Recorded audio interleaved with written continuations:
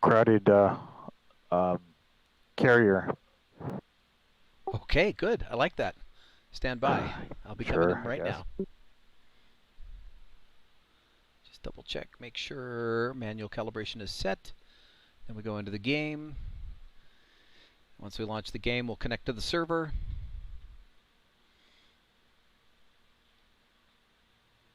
So we go to comms, select Apollo, that's the server. Away we go. Good connection. Campaign. And because we're on the aircraft carrier, that's the only one. And I know he made the 314th Squadron for us. Excellent. That would be, historically speaking, the Black Knights of the Marine Corps, which I flew with or learned to fly aircraft carrier stuff when I was flying flight sims out of the old Magic Edge facility in Mountain View when Fighter Town took over. I believe they're now called something else, and they're down in Southern California. They still exist, sort of. They're a different company, but regardless. 314 was the squadron we had to join after learning to fly in the VT2, and so that was kind of cool. I hold it's near and dear to my heart. So we join, and in here, Jolly is actually waiting for me. You fly on Sprout. I'm just curious why you fly with Sprout on the Navy stuff. Just to separate things from between Navy and Air Force accolades and such. Got it. So here we do the comms check. Make sure that the comms plan is inserted into the data cartridge. We click on IFF and make sure the IFF plan, so I can see all the friendly guys from the bad guys. And then I will save this, and if it says everything's okay, it'll say okay. And all right, sir, what are we going to attack? Same general area, just more of the ground forces to attrit them. Okay.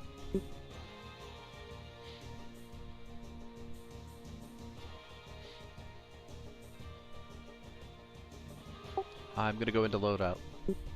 Okay. Oh, geez, just 2 bombs, huh? Okay. I mean, that's what it gives us. That doesn't mean it's what we need to take. I'm assuming we want something in case something's moving. I would like to drop something in case something's moving, so probably some like GBU 12s and then something along the lines of like a sniper pod and probably a 400-gallon tank instead of 2 330-gallon tanks. Do you mind if I just... So be it. Okay. Yeah, go ahead. Let's do that. Let's go with 400-gallon tank. We want a...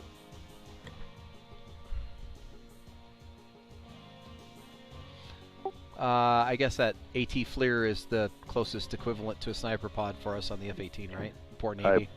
I believe so, yeah. It's whatever. There's only one option, so. Right, that's it. That's all there is. There's an ANAWW 13, which I don't know what that is. It's like a data link pod. An extra data link. Data link for data link. Okay, fair enough. Data link to weapons. Right. No, I'm just teasing.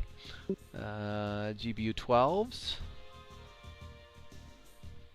All right, would you like 8 GBU 12s? Sure.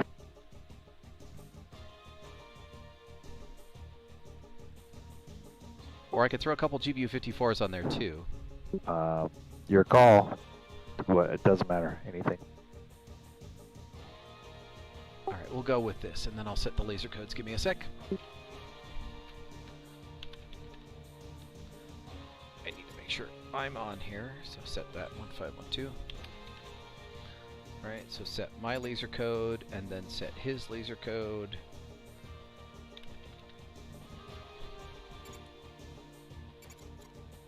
All right, we are all GBUs. We are all GBU all the time. GBU 12s, 8 of them. We're set. Your laser code is 1511. My laser code is 1512. We have a 400-gallon tank instead of 2 330-gallon tanks. Okay. Other than that, I'm good to go. Fair enough. how did you see busy carrier? By the way, I thought you were. For a minute there, I thought you were already in the cockpit. No. But wait, what? Say it again? I thought you said something about a busy aircraft carrier, and so I Yeah, was. it's because there's almost like a dozen squadrons on the carrier. Oh, I see what you mean. Got it. Squadrons of 2. Sure. Yeah. Exactly. Well, what's a carrier squadron about? A dozen planes? Based on what? So I'm gleaning from Ward Carroll, and my Uh-huh. understanding is a modern nuclear carrier, modern, with all F-18s, of course, has, I think, 2 COD, 4 in a squadron for the E2s, and then it's 6 to a squadron for the Growlers, and then I think it's 8 or 10, might even be 12 to a squadron of F-18 attack aircraft. So the Legacy Hornet, also the Echo model Hornet, and the Foxtrot model Hornet as well. So they'll have as many as 30 aircraft. That's the maximum that they'll have on the carrier. Okay. Yeah, it just seems like if you look how many squadrons there are, yeah, it looks like much more than 30 aircraft. Well, you know, it's good to have a hole in the water so that you can pull them all out of somewhere. Oh, sure. like Mary Poppins garbage bag. Yeah, exactly. There you go. Yeah. Right? Sure. Look at me, y'all. I'm Mary Poppins. Yeah, exactly. That dude is weird. Anyway, he's just weird. Yeah. Anyway, moving on. So, attack. So we're just going to go attrit some more armor. Hopefully he isn't running around in the middle of a lake this time. That was interesting. I cannot confirm nor deny, but there's lots of armor assets between steers 5 and 6. So. Excellent. Let's go make them not move anymore. Yeah. There's, let's see, takeoff is at 5-6, so we do have about a half an hour to go.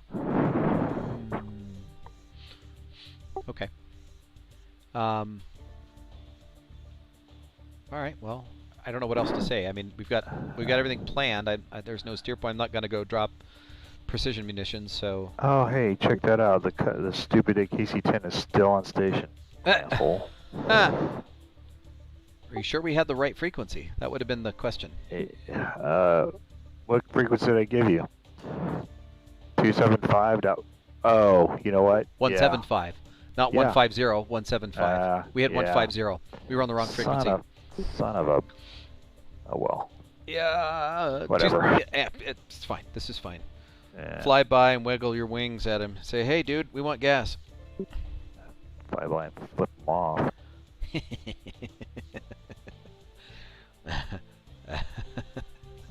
Since I can't move the alternate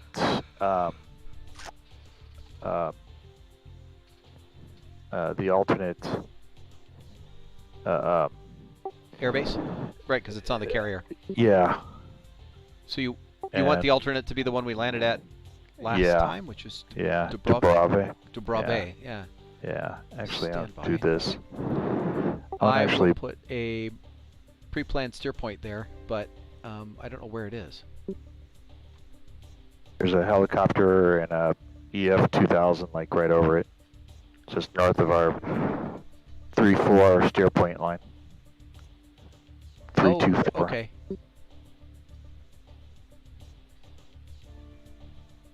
It's near a town surrounded by red guys? Brown guys. Brown guys, okay. Start with steer 4, follow the line down just before you get to the tanker steer point. All right. Got it.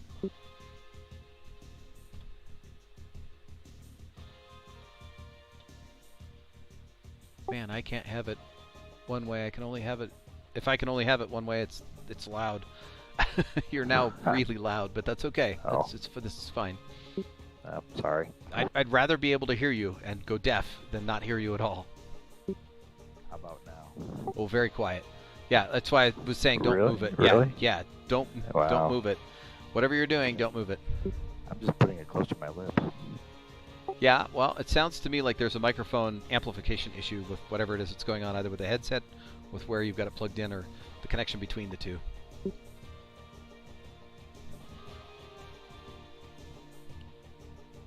It's not a complaint, it's just the way it is. Yeah, true.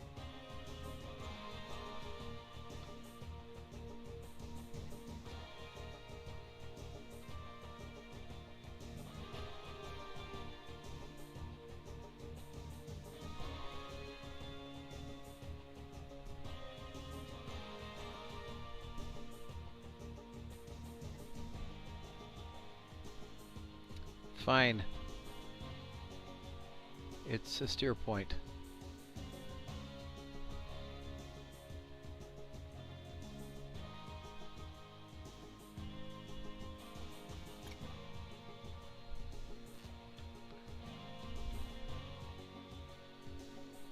Alrighty. Okie dokie then. I've got my pre-planned steer point set for just in case we need to stop for gas. So if there's a tanker on station, we should probably maybe look at doing drogue and probe, or you don't like drogue and probe refueling? I suck at it. I really do. And you'd think that, you know, I would be good or do well with it with my warthogs, but no, it's I do really poorly thanks to the warthogs. I am setting a box around our tanker. There's a new tanker that will be on station in a little more than an hour. So, and it is 1 second.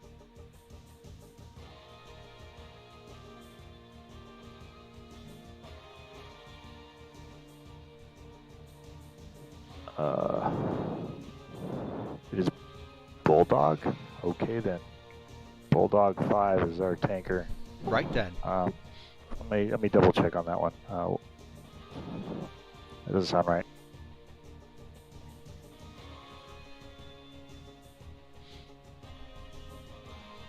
Oh, sure enough.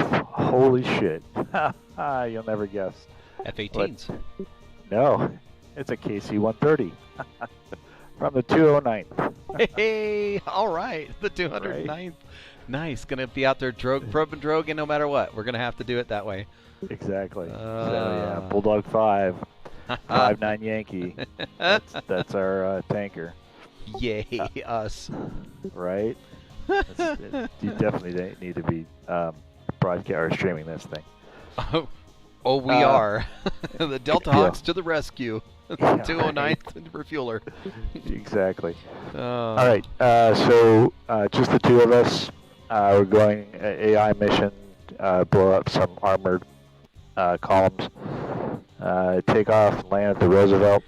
Magic 6 is our AWACS. Bulldog 5 will be our tanker on station at, I believe he'll be on station about 14:43, so hour and 15 minutes. Yeah, that sounds about right for a C-130. Fair enough. Yeah, honestly, if it's that big of a hassle for us, then we'll land at the alternate. Of course, yeah, of course. But I mean, I'm kind of eager to try this C-1 tanking off a C-130.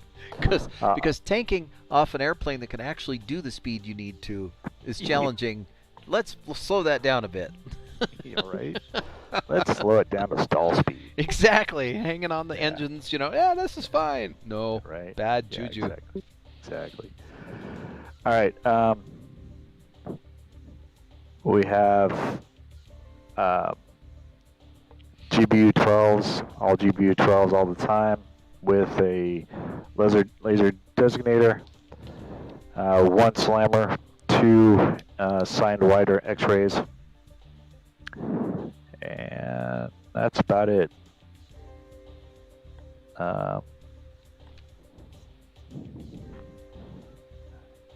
Feel free or save your DTC, and yeah, we've got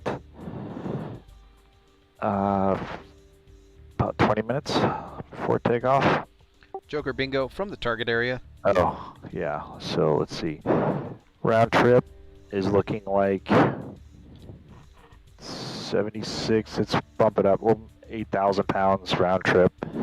Probably a little bit more, like 9,000. Considering the F-18. Joker, I will make it 8,000, and Bingo from the target area, 4,000. Anything lower than 4,000, we're just going direct to the alternate airbase. Right. Yeah. So 8,000.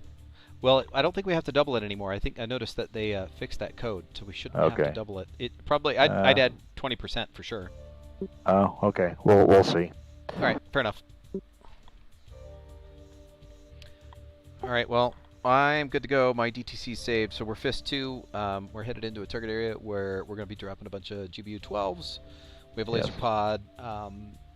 We're basically hoping that there's somebody to help us out. We are defensive only for air weapons, air-to-air weapons, and we have an alternate. We have a slow tanker, as mentioned earlier. Joker is 8,000 pounds, 4,000 pounds for Bingo for the alternate base only, and anything below 4,000 pounds. Yes. Yeah, sounds good to me. Groovy.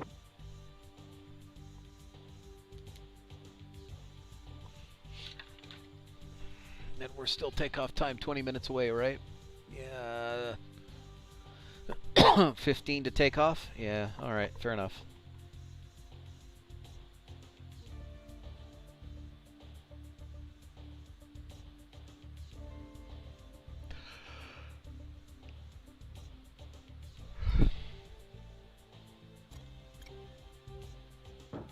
Looking at the forces levels, looks like the enemy forces have 0 air right now. Oh, wow. Yeah, they have cargo planes, that's it, and helicopters. God. Wow. Knock them down. Wow. Pretty much. Literally give you a high-speed pass and flipping you off. That's about all they can do. Pretty much. One MiG-21 at Nikola Tesla Airport. It's the one that will be claimed as the victor of the entire campaign, and it'll be put on a pole and rest in peace. Yeah, right. There's 2 MiG-21s in 2 separate squadrons at Panikve Airport, which is just south of our target area, but it's 0%, so they're not taking off anytime soon. Yep. And there's 18 MiG-29s at St. Paul the Apostle Airport, but that's 0% operational. So, yeah. No air threats whatsoever. Wow, no kidding.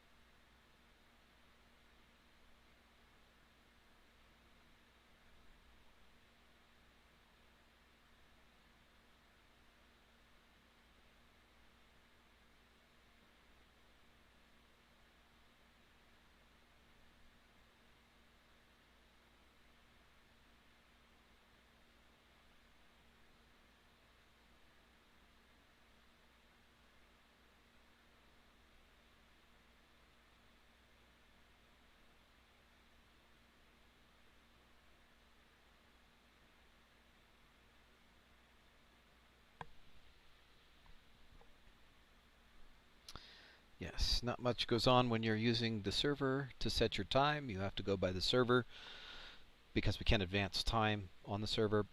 We don't know who's on it, or at least I should say we don't know if somebody else has joined us on this server, and so we don't want to jump in and advance time.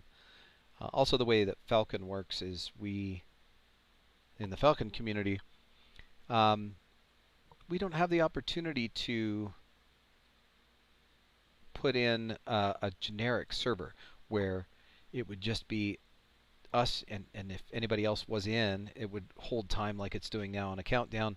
If it was just Brock and I, Jolly and I, then there would be a time advancement because we'd be the only two human players in the system. Unfortunately, the current code of Falcon requires you to have somebody in the seat. So, quote unquote, a real player or a human player has to be in the server seat of the airplane that the server occupies in order for the server code to work, in order for us to do multiplayer. Effectively meaning that it has to be hosted by someone. So in this case, we've got a Dell machine that is sitting underneath the monitor that you can't see. And it is set up with Windows 10, running, I think, maybe 32 gigabytes of memory on i7 that was like a 4th gen i7.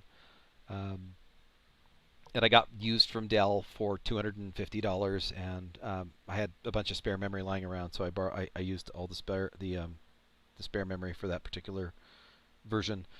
It's got an SSD, a really cheap inland SSD that you can get from Micro Center, not paid, just that's where I go to get my stuff sometimes. And no SSD, no NVMe, no nothing advanced on this particular motherboard. There's no RAID array, nothing huge, just that single 250 gigabyte SSD running Windows 10 and Falcon, and that's it. We use RDP to manage it. It's nothing high class, nothing particularly amazing. Just it is what it is. So I have access to it through a KVM, and Brock has access through some remote connections that are kind of VPN-ish, software-defined VPN. Jolly tends to manage this server just because he does more with the community than I do. So he's got a lot of people on, and they will use this machine for a test machine. In the future, we're going to go to another Dell server. I've got a couple of Dell R710 2U rack servers that are industrial grade. Payday's in a couple of days, and I'm planning on getting a rack. I'll throw them in. We'll throw a virtual machine on. We'll run Proxmox on both of them, turn them into 2 nodes. That way they can share CPU and share memory, and share storage. And then we'll convert this server over to a virtual machine and try to run it on a virtual machine and see if that works. That's the next step for us. I have a NAS. I have a TrueNAS core that's on this network as well. And then my machine, which is an old, nowadays, it's a 9th gen i5 running Windows 10. And I have an AMD 5500 XT, 4 gigabytes of memory, nothing huge. The Intel machine, the Intel board runs 16 gigabytes of memory. I've got a single SSD, and I want to say it's a Samsung. It's a Samsung 2. An M.2. It's a 512 gigabyte M.2 card, and I can't remember the actual model. It was one of their Pro models, and back 2 years ago when I bought it, 3 years ago when I bought it, it was bleeding edge. It has done just fine. It's starting to show its age. I probably need to reinstall Windows on it because it's starting to do some funky things, but we'll see how this goes. This is our first test with a stream on a Delta Hawks weekend, for lack of a better term, although we normally do the Delta Hawks weekend on the second weekend of the month. Brock and I just happened to be flying all weekend long, and we got a wild hair up our noses and decided that streaming today might be fun. So here we are, streaming. I apologize for those of you who are listening. I cannot interact with you. I am just streaming through the AMD software directly to our YouTube account, and there is no interaction, and I apologize. We will post Discord and probably start doing this through Twitch and YouTube at the same time, so at least I can maybe have a third monitor up so I can see chat channels and sort of interact with you folks, at least if anybody's listening. And if nobody's listening, great, I'm talking to myself. This is awesome. We currently have the server set to let us in to the pit at 5 minutes before takeoff time. So that's what we call seats time. So we jump into the airplane. It's already fired up. We don't have to wait for any of the avionics to align itself. We don't have to wait for anything we don't have to start an engine. We don't have to do any of that stuff. I'm phobic when it comes to simulators. I don't feel like I need to start an engine, an imaginary engine, and wait for an imaginary INS to align. But that's just my proclivities. Not everybody's like me. Your mileage may vary, as I will say frequently and often. You're not really talking to yourself. There's at least one person watching. Oh, well, that's you, though, watching. Other than you, is there anybody else watching? So, other than you, is there anybody else watching? Nope.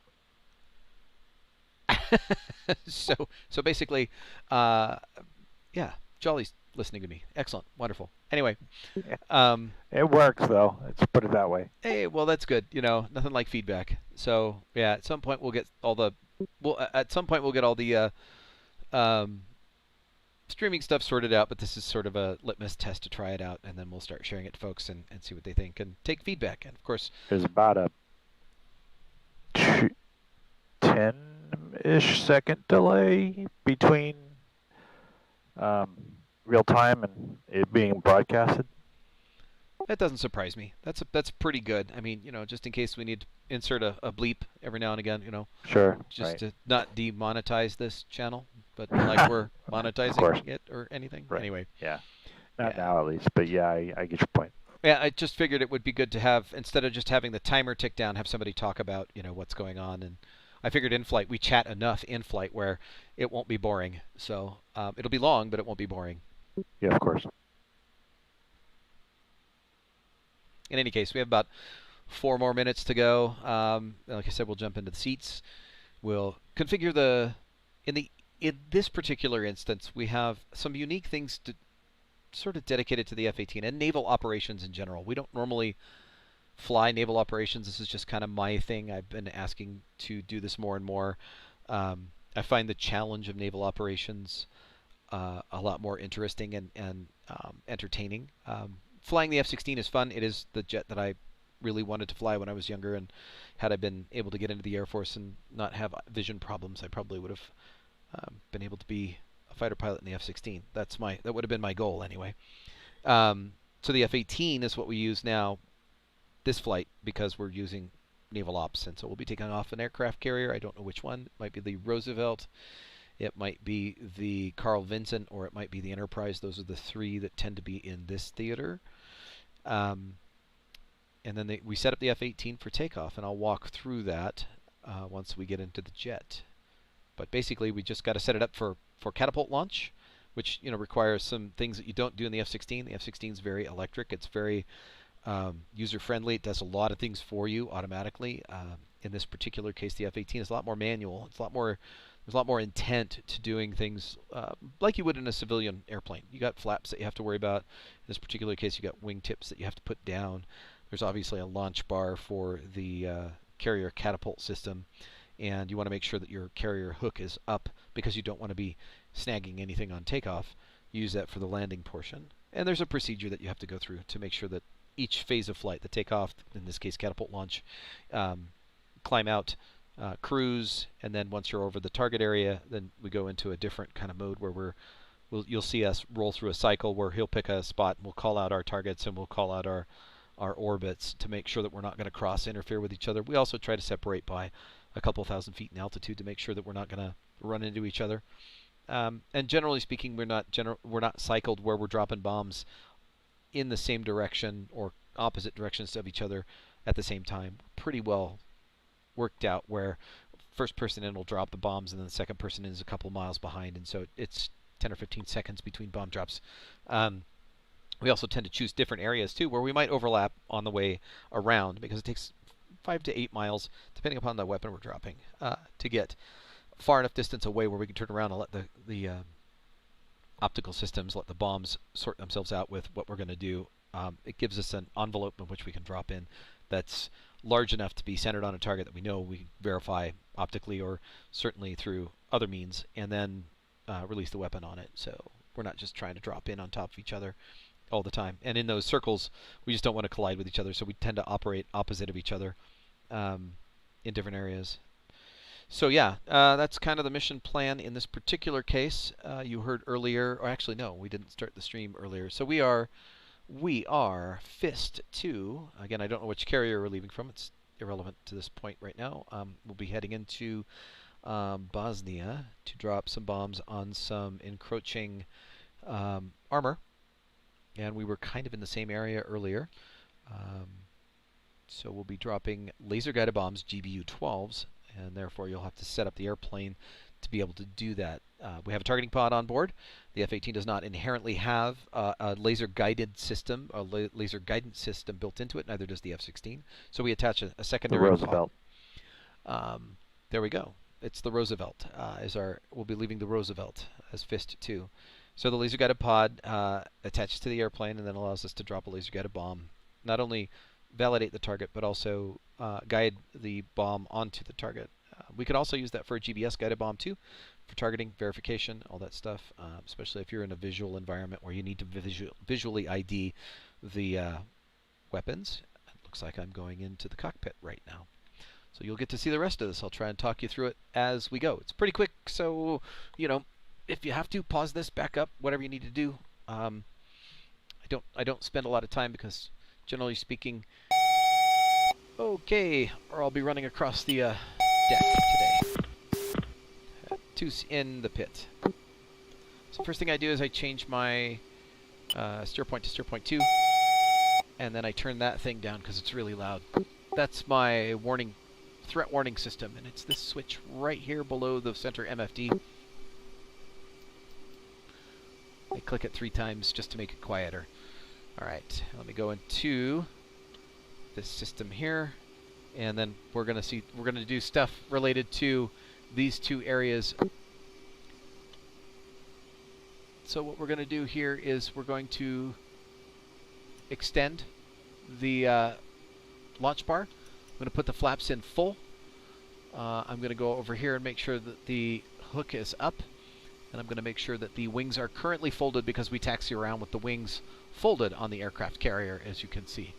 Zoom out a little bit. You can see all of the bombs here on the wing rack. You can see that I don't have a whole lot of air-to-air offensive missiles, mostly because we're doing a bombing mission this time around. Alright, so in this case, I'm in air-to-air mode, even though it's not identified over here on the left-hand side of the forward cockpit display. I am in air-to-air mode, and I will cycle through with my stick here the right MFD and make sure that I am ranged out to 30 nautical miles. I will continue on and make sure that I've got the targeting pod set up for air-to-air mode. That's the targeting pod. And this tells me what I've got currently selected. There is 1 medium-range radar-guided missile that's ready to go. And then I will go to the HSD, my horizontal situational display. Now I'm going to switch to air-to-ground mode, which is on the left-hand side over here. There's a button called air-to-ground. Push it, Now the entire system switches to air to ground, and I make sure that my GBU 12s are selected. Now if I had GPS guided bombs, I would select this to make sure that I had the GPS guided bombs turned on. I don't have to because these are laser guided bombs, so I will cycle through. That's set to 30, that's good. Now I need to set the laser guided, the targeting pod to air to ground. Now it's ready to go. Just verifying everything's good to go. I leave it like this, and then I switch back to air-to-air mode. All right, and then I call my. I got to set up. I'm sorry, on the center MFD here, or the center display here. I'm going to switch modes and go into ALO, which I'm sorry, not ALO, but Bingo, and I'm going to set my Bingo to 8,000 pounds. This is what we call Joker. And so this tells me to tell the flight lead that the system is set up for, or I'm set up for 8,000 pounds. That tells him that we've got just enough gas to get back to the boat if we have to call it off, or we can go to an alternate, and I can rechange this in flight. It's not a problem. So I go set back to normal. I've got steer point 2 selected. Right in here. I've got UHF and then VHF. VHF is 15. You heard me communicate when I got into the cockpit that I was in the pit. And in a second I'll say I'm ready to go, but I need to set my laser code. So we're going to go here, set for 0, and then set for 5, and then we'll change the code here, 1512, that's my laser code, hit enter, 1512, hit enter, and now I need to press 0 so I can change it from training to combat. So now I'm set. When I turn the master arm on, I can drop a bomb. 2's ready, taxi. One last thing I need to do is make sure that I can see him, and we have something called Yardstick, which is a TACAN-based system that tells me how far away he is. Good afternoon. This 2, you are number 1 for departure. Taxi, and hold short. Good. Okay, let's exit. Avenger 6, 2 ship, F-18s. Request taxi. Roll 3. Good afternoon. Avenger 6, you are number 2 That means for departure. change my frequency up to UHF 3. Fist 2, I have to go the long way around. F-18s. Ready for departure. Fist 2, weight 090 at 5 knots. You're cleared for takeoff. All right, at this point we will roll up here. You'll see 2's ready. You rolling in? Yeah, you're rolling in. So he's going to roll in. I'm going to roll in. I need to put my nose in the groove here, just so the launch bar will connect to a shuttle that is invisible. Once the nose bows, you will see the nose bow. Yeah, and exited off the bow. Looks like it. Looks like somebody crashed coming off. All right, once I've captured the shuttle, I'll put my wings down. I have a touch screen that you can't see that I'm using to touch this. All right, 2's ready.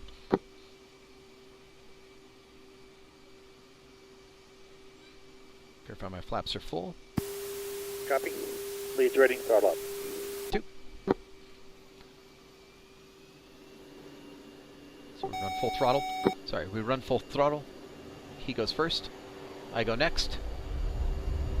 Off the deck, clearing, turn to the right. Pick up the landing gear immediately. Get it out of blower, afterburner, and then follow lead wherever he's going. Fist 2-1, contact departure. 2's up on. 4-1, motion out 2000. Bug 4-1, visual, 10 miles. Vulture 5-1, 2 ship, F-18s, 25 miles. So I just identified to the lead that I am up on departure. Vulture 5-1, Mother's Case 1, BRC is 0, 0, report see me. I need to be off his left wing, so I'm going to climb out here and try to... 2 ship, F-18s. There's our call, letting approach departure know that we are airborne. Departure. Depart heading 050. Resume on navigation. Fist 2, resuming. Roll 6. 2. 2's up on 6.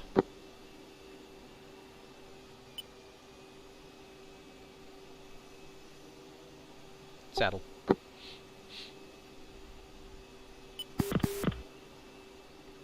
I'm in fingertip. I'm not supposed to be in fingertip, but you know what? This is close enough. He's going a little slow. I don't like to be below 300 knots. Fist 2-1, request picture. Fist 2-1, Magic 6, picture clear.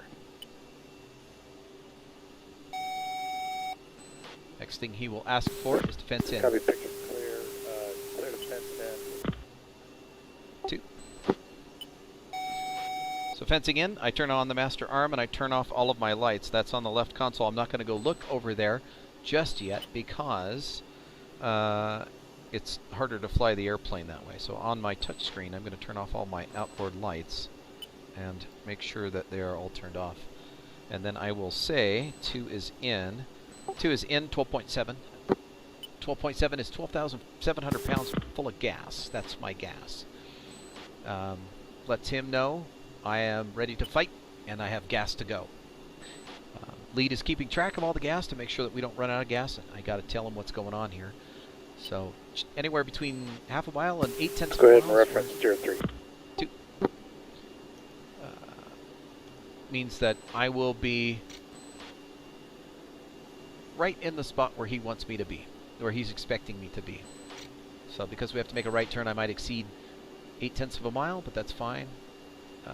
I can always punch it up on the gas, go to full throttle, accelerate a little bit. Challenge in the F-18, of course, is that canopy bow, as you see. It's really hard to look through. So I will pick up the pace here, and you'll notice that I'm slightly left of the steer point line in the heads-up display because this is where you would want to saddle up, and you would want to be right here. Fuel flow is 13,400 pounds. So at this rate, we would have an hour's worth of gas until we flamed out. And you need 40 minutes of reserve, so try not to do that. Okay, I'll try not to do that. Sorry, I keep pushing the button and thinking I need to talk to you. I don't need to talk to you, I just need to talk to the people. It's understandable.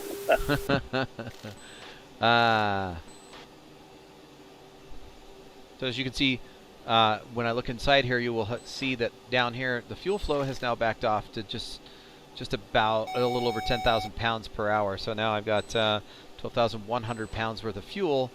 We're climbing out. As we get higher in the altitudes, you'll notice that the fuel burn comes off pretty quickly above 15,000 feet. And we can fly along at 300-400 knots, and we'll be burning 6,000-7,000 pounds of fuel somewhere in there. Which is pretty typical for both the F-18 and the F-16. The fuel burn's pretty good. But when you're traveling 500 miles round trip, or 1,000 miles, and half of that you're hauling bombs, and even if you don't get all the bombs on target, you're hauling half of them home, then, yeah, that gets to be a bit challenging. So you don't want to do that too much, because then you run out of gas on your way back, especially for a Navy jet. You have what you have, and that's it. You don't get much more. So getting back to the boat with enough gas and to get on deck, especially if you miss or the weather gets bad or it goes dark and you got to hang out and do a long approach in, yeah, you got to really calculate that stuff out. And that's why I tell him how much gas I have, so Jolly has the knowledge. Usually I'm within a couple hundred pounds of him, unless I've had a problem. And then I'll advise him things like when I'm bingo and when I'm joker and stuff like that. And then he has, if he has any more questions like, hey, did you get hit? Are you leaking? What's going on? Blah, blah, blah. We can advise and then look for an alternate if we have to.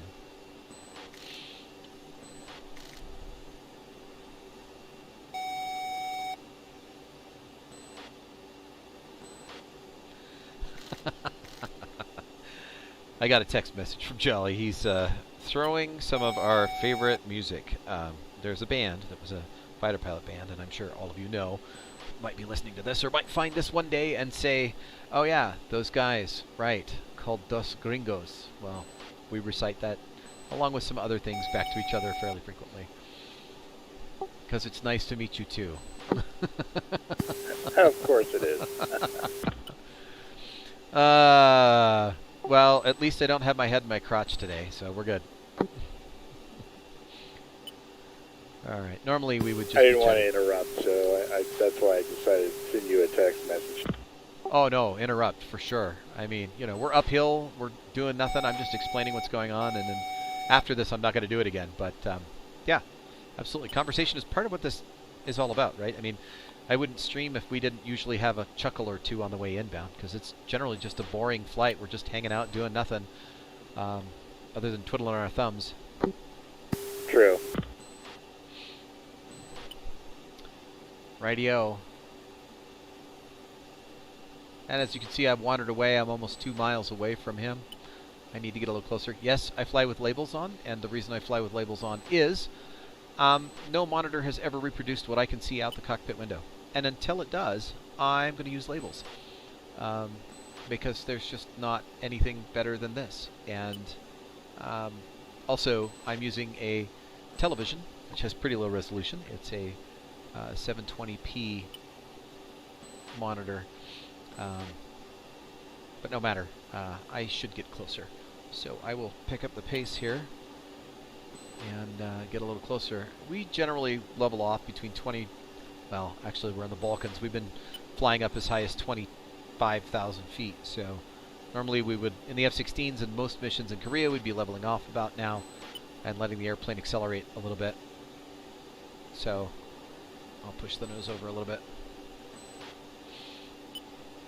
Rightio. So you say the weather was fair or good? I didn't ask on the briefing. It should be fair over the target area. Sunny back at the decks.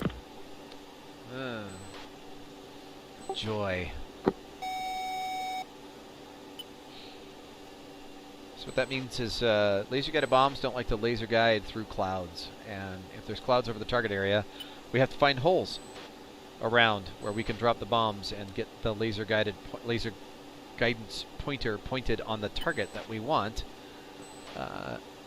without interference from the cloud. If it's a thin enough cloud layer, sometimes the laser beam's close enough that it'll get through, or it'll laze the target obliquely and the bomb will see it, and that's all we care about.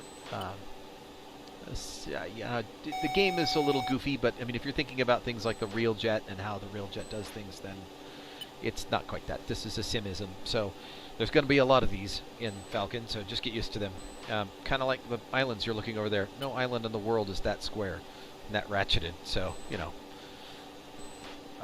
Sim Island over there, you can see that, yeah, we're working on textures. They're getting better about it. But, yeah, tiles, they're a thing.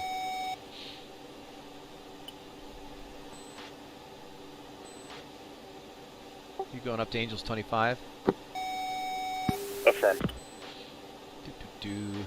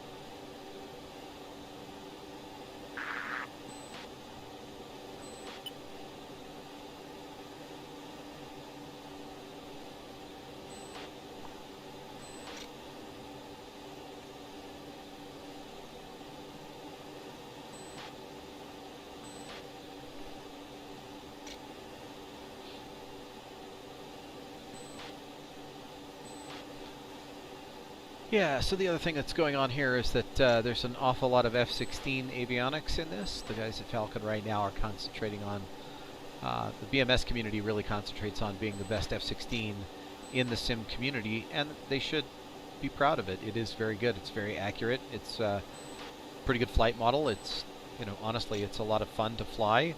It's very, very accurate, along with these campaigns that are automatically generated. So push a button, start a war. That's kind of what we do here, and we're experiencing some of the downside. So it took us a long time. The Falcon community goes all the way back to the late 1990s, or late 1980s, excuse me, and started with a bunch of Falcon games that came out for Mac and PC. They were kind of single-person not networked together, you know, pretty old school stuff, and it's evolved over time. But the one that everybody compares this version of Falcon to is Falcon 3. BMS is based on Falcon 4, and Falcon 3 had expansion packs. One of them was the Naval Combat Simulator, known as Hornet or F-18, and then they also added a MiG-29 as well. So the assumption was when Falcon 4 reference Tier 4. The assumption was that when Falcon 4 came out, that there would be a naval pack added on. Well, the company went bankrupt shortly after they released it in the late 1990s, and this glorious view that you're seeing is based on the work of people who have done nothing but volunteer their time to make this happen. So good on them for allowing us the privilege of seeing what potentially could have happened had Microprose stayed in business longer than about a nanosecond after they released Falcon 4. So, for what it's worth, yeah, this is what we're doing. This is how we roll with it. The theater that we're flying in is the Bosnian theater, which is based on the Bosnian War, which happened in, well, not the Bosnian War, but the, gosh, I don't know what to call it, was based on Bosnia's actions in the early 90s that expanded and continued to cause problems into the late 1990s, and therefore there was a sort of a war where NATO and all of its forces applied a lot of air power to get the Serbs to basically stop doing what they were doing. And so this is based on that. So this is, we've just flown off an aircraft carrier out in the Adriatic. And the land that we're flying over now is, I think, Croatia. It's the Balkans generally. I just don't know exactly. There's no lines on the ground, of course, and our maps are not 100%, you know, National Geographic maps. We just do steer points and whatnot. So when you heard us, well, we jumped in. I think we may have recorded that live planning session. I think we did. Anyway, the maps are set up when you see them in the mission planning phase. We don't generally use them in the cockpit. That's just not how the game is set up just yet. But anyway, so we're coming in and we're flying over a fairly high country off the Adriatic. The Adriatic is the ocean that is between Italy and the part of Europe that is, you know, Moldova. Part of Greece is in the south. Bosnia, Herzegovina. I can't remember what else is over here. Obviously Serbia. And that's the country that we're flying over. So in the F-16, when we fly the Balkans theater, we fly from the Italian coast over the Adriatic and we fly into the country. The last mission we flew today, in fact, we did some air refueling on the way in, did some air refueling on the way out. Well, we were going to, and a little hiccup happened where we couldn't get the tanker to respond, and so we landed at an air base and decided to go Navy. The joys of Falcon. You can switch up services, unlike those who do this for a living. So anyway, we're headed into the target area. So is that the lake? So down below us to the right there is where we were bombing earlier, right? No, actually, I think it's out. It's south of our current target area. Ah, okay.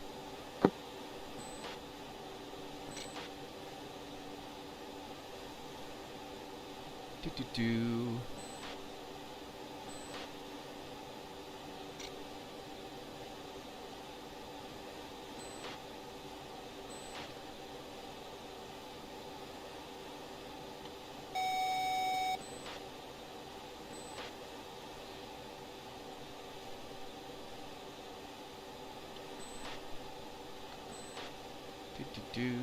All right. Well, and you said targets between 5 and 6, right? Did you want a steer point specifically, or are we just free for all? Just free for all between 5 and 6. I'll probably send you to the northern side of that, and close to steer 5, and I'll take whatever close to steer 6. Okay, that sounds fair. Yeah, normally we're out having a good time. We'll have a conversation. So more of that'll happen in other flights you'll see later on.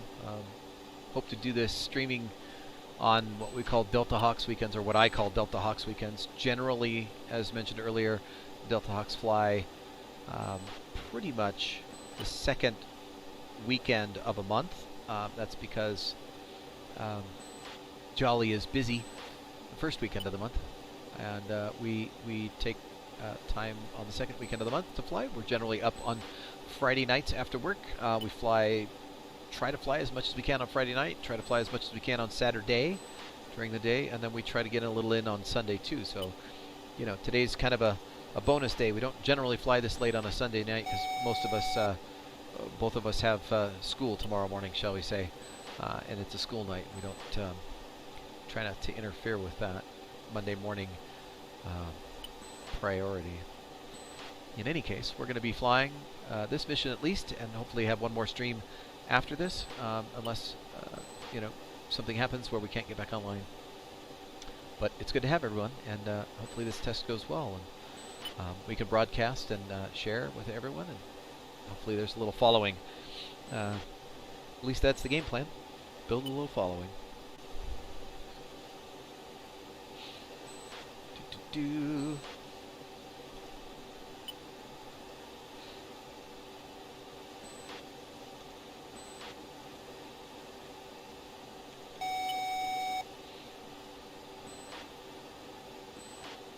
Alright, time to set the autopilot. Okay, let's turn the autopilot on.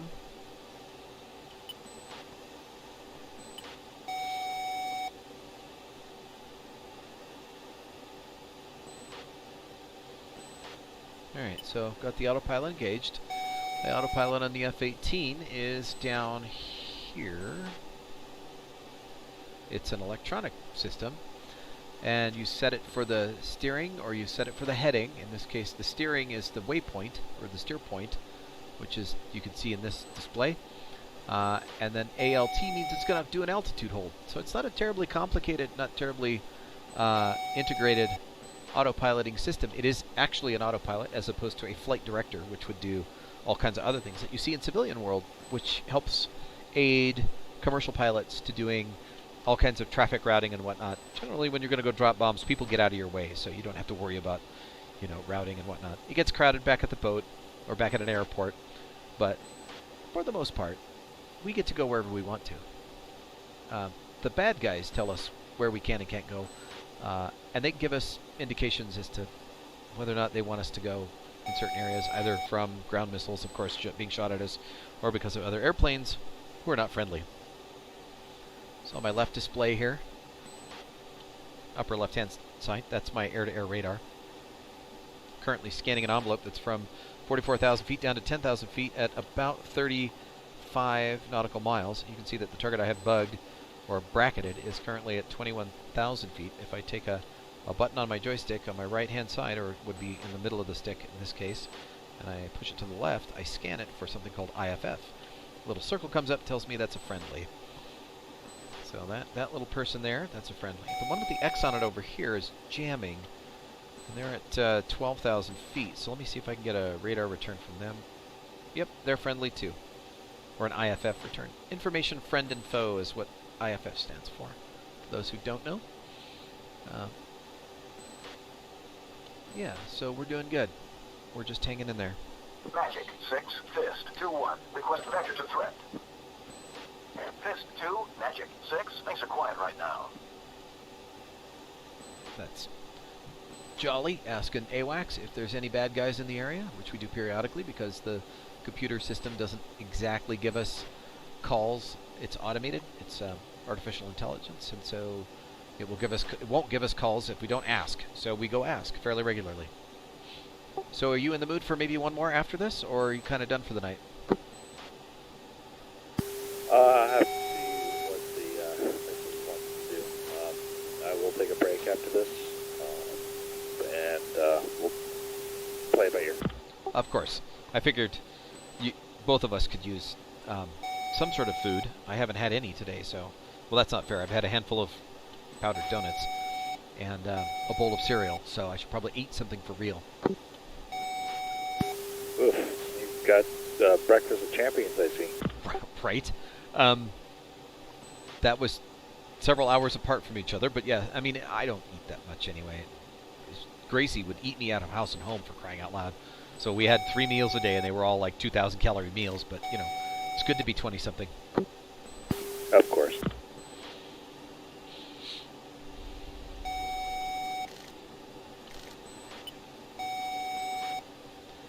That tone you're hearing in my head is a new display. A new radar has targeted me, and if you look where my mouse is down here, that's an RWR, radar warning receiver. And each time a new radar paints me, that tone goes off. There's a chirp that'll go with it as well. Chirp tells me that it's a friendly, and chirp is high and low. There are different sounds for different radars.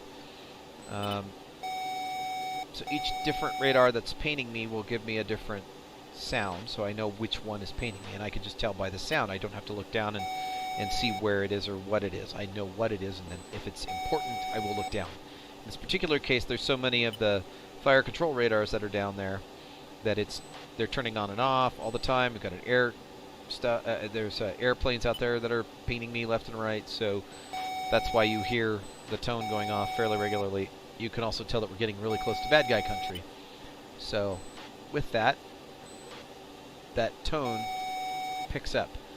And that tone is that first volume knob that I turned down when I first got in the jet, because I can't stand it, personally. I think it's obnoxious and annoying, and if I could, I would turn it off, but I do need it to tell me what's going on, because this particular system is different from the F-16 system, which is, in general,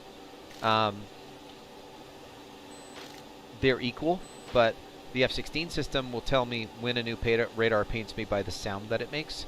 In the case of the F-18, it just tells me there's a new radar painting me, and it doesn't tell me what it is, so I have to look down. Or I need to be vigilant about it. I'll put it that way. Where are you going? Straight ahead, first tier 4. You descended on me. I don't know why.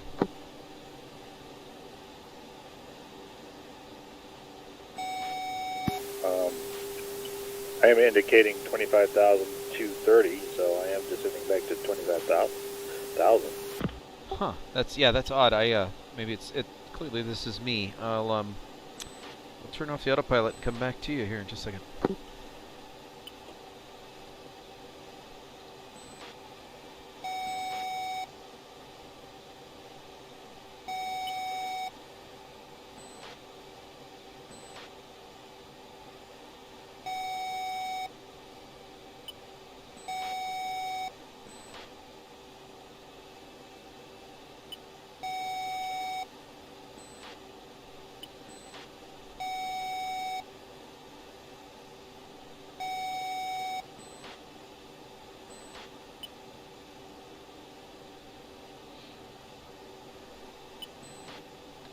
That was weird. I've never seen the autopilot do that, where it just gradually lets me climb. You said the attitude or altitude? ALT. That might be why. Altitude obviously will keep you at that altitude, even though the pressure changes, and you might find yourself higher than expected. I thought it would adjust accordingly, but I guess not. No, lowest bidder, you know that. No, that's not true with a GPS rated system, but okay. Reference 5. 2.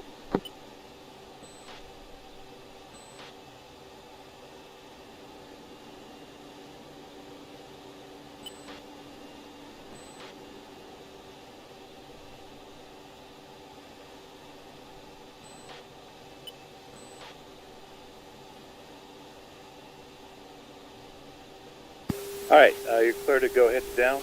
I'm referencing steer 6 to look on the south end of this line, and you're clear to hot, your discretion. Happy hunting. You as well.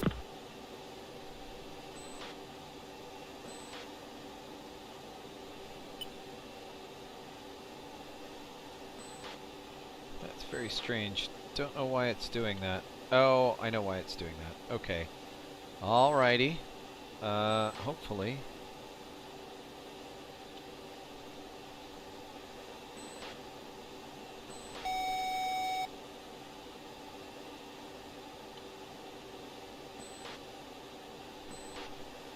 Alrighty.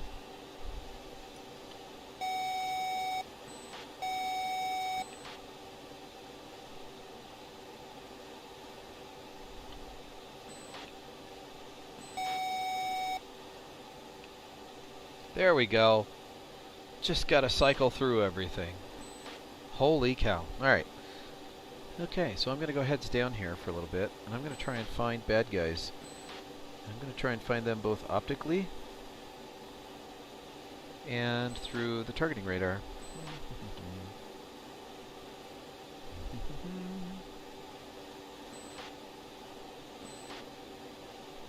This looks all familiar.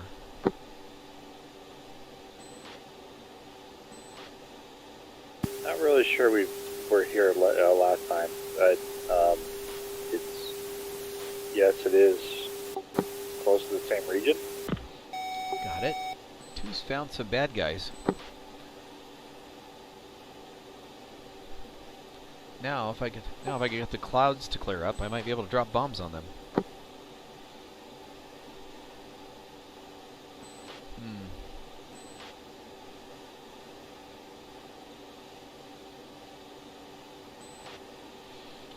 Alright, well, that's not gonna work. I gotta get where I can see clouds. See through the clouds. Okay, two's off south.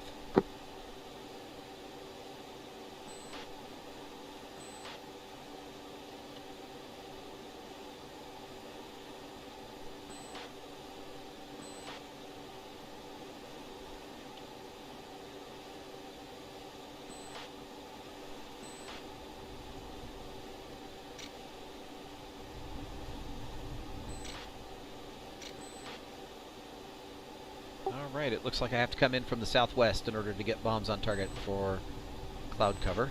So I'm going to head back out southwest. And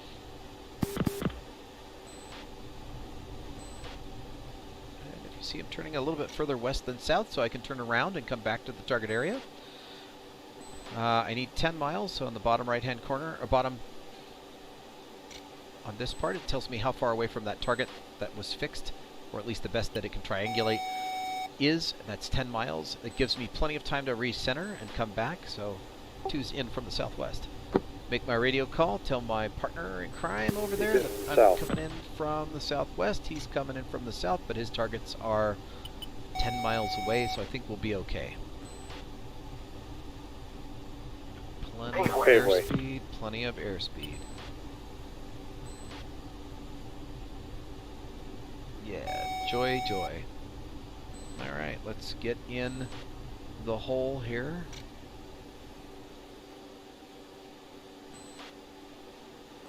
Bingo.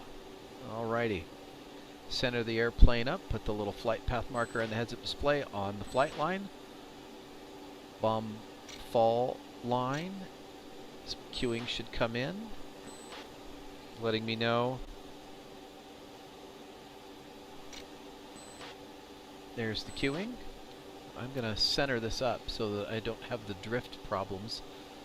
Just change the heads-up display to show me the drift-corrected center line down the middle of the heads-up display so I'm not fighting the wind that wind's aloft here.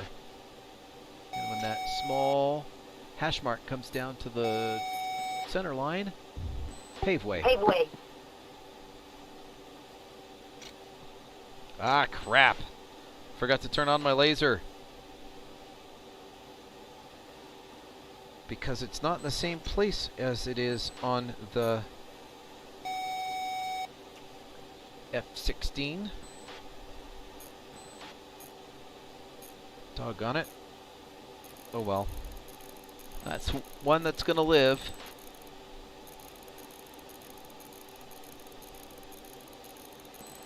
That one's going to live. 2's off south, and if I remember to turn on my laser, this goes a lot better. Technique only. Yeah, thanks for that. Anytime.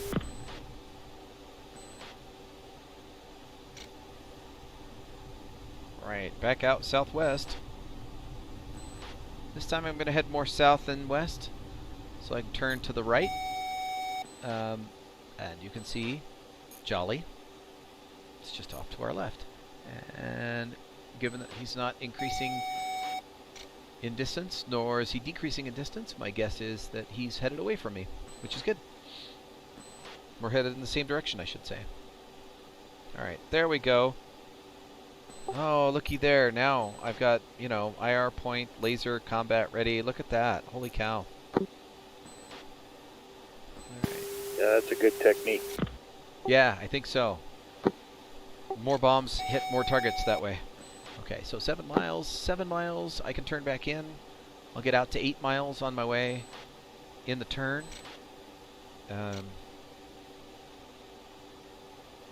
We just want to turn the airplane around as best we can.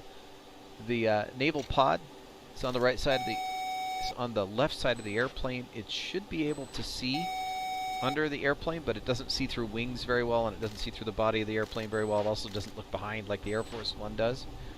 So when we're on our way in to the target area, you will see there's the bomb in range symbol. Pull up. Alright, now we're going to try this again. Uh-oh. This is a bad symbol. Okay. Paveway. Paveway. Going to reallocate and pre-laze just in case there's another cloud. So what I'm doing is squeezing the trigger part way on the joystick just in case there's more clouds. I'm giving the bomb a chance to fall in the bomb fall area, and hopefully it gets to the target in case we get to having a problem and fly through a cloud. But at 15 seconds, it'll start lasing itself automatically. So I'll leave it be. And unfortunately, that's such as the laser pod. That's the pod itself.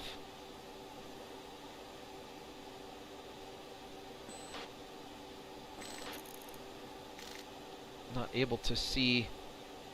Boom. Looks like a good shack. 2 is Joker. So now I have to go over here and reset. That bingo is telling me that I've got to 8,000 pounds. Lead's telling me he's 200 pounds away, so we're about in the same ballpark. I got to reset this for 4,000 pounds. And we're good to go. Was it 4,000 or 4,500? 4,000. 2's op southwest. So given that trial and the fact that we were flying through a cloud first time around, I think I'm going to go back southwest again and come in from the southwest. I think that's the better way to do this. It looks like flying more southwest, west-southwest is a better idea for me in this area. Targets are over there, off and behind the wing, and you can see there's a cloud between us and them. And that's a bad thing. Keep turning.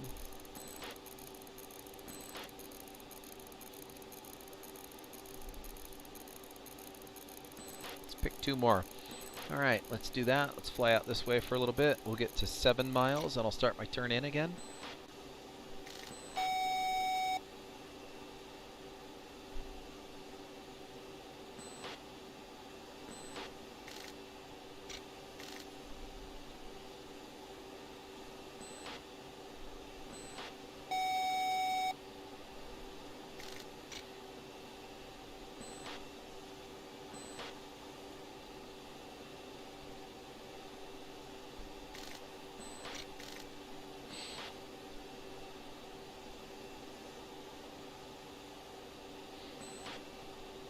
Leads in from the south.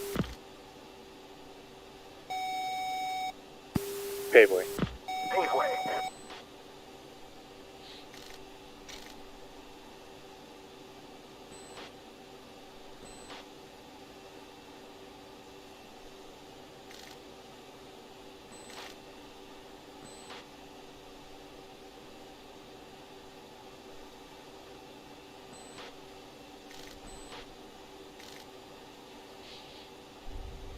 All right, turn in.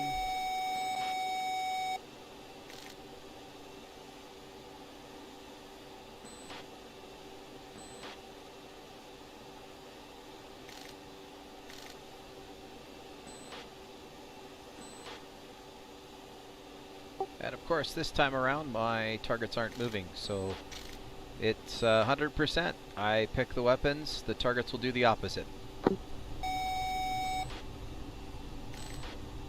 Murphy's Law for you. Absolutely.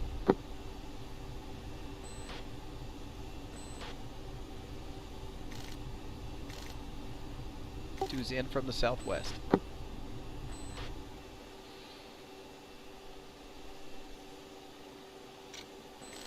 Do.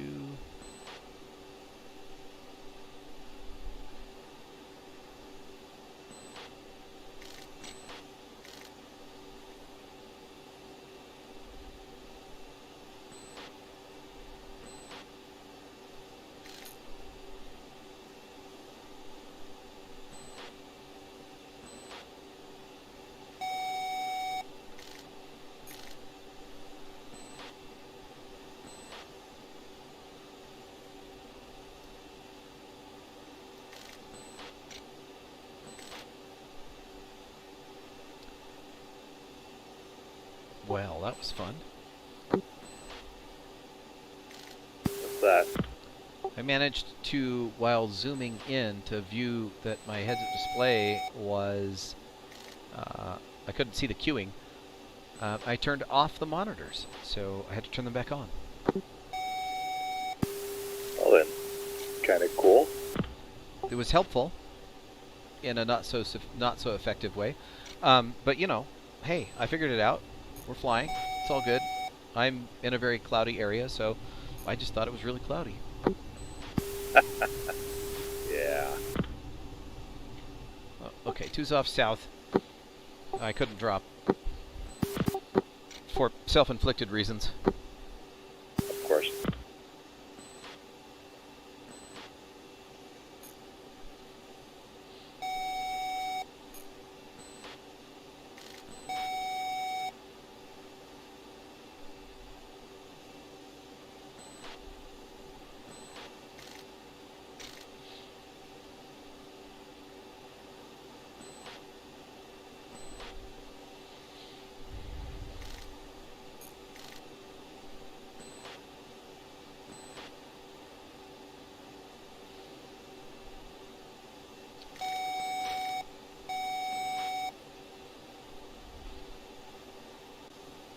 Magic 6, Fist 2-1. Request vector to threat. Fist 2, Magic 6. Things are quiet right now.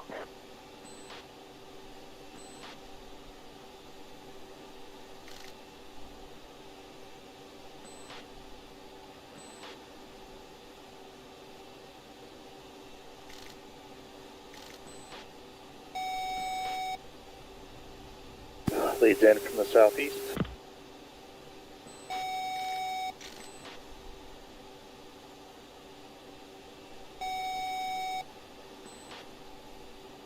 I'm looking to see if I can find a hole in the clouds, and it looks like everything between me and them is under a cloud.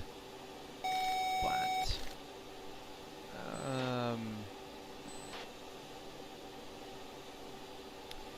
yeah, maybe I come in a long way around. Maybe I can get in on the other side of this cloud. I don't know. We'll see. So the goal here is try to get around the corner in such a way that I can drop the bomb in on targets that are in that area right there. Paveway.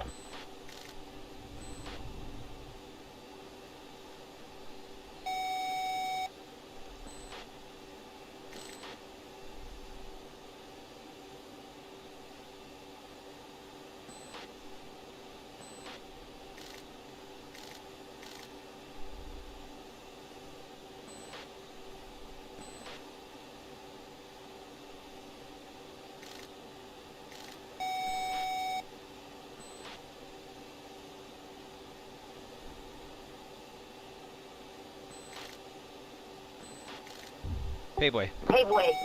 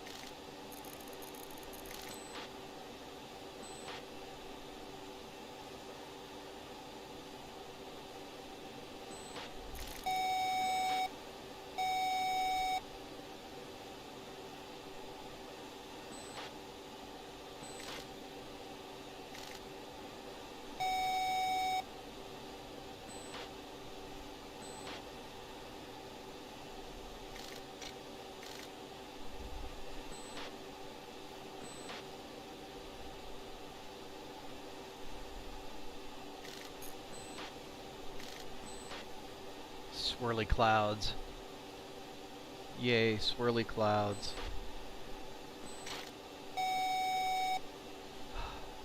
Falcon introduced clouds a little while ago. Falcon introduced clouds at the beginning, but these clouds are new. They don't compete with the DCS clouds, but they also have this little shimmy that they do. They have this little swirl to them. It's kind of interesting. But for the most part, if you're flying at them, they don't swirl. They just do their thing and act like clouds. They're a little thin, but there are times where you can thicken it up. Not as good as, obviously, the pinnacle at this point is Microsoft Flight Sim. That stuff is really pretty darn realistic. So yeah, as flight sims go, this isn't doing too bad. Falcon had a thin layer at 30,000 feet. That was what you had. Not much else, but hey, it was clouds. It was better than most flight sims back in the late 1990s, that's for sure. Alright, I'm going to have to come out west here and figure out how to get at those guys that are further away from the clouds. I think I'm going to have to head your way. I'm dropping blind. Okay, and that's fine.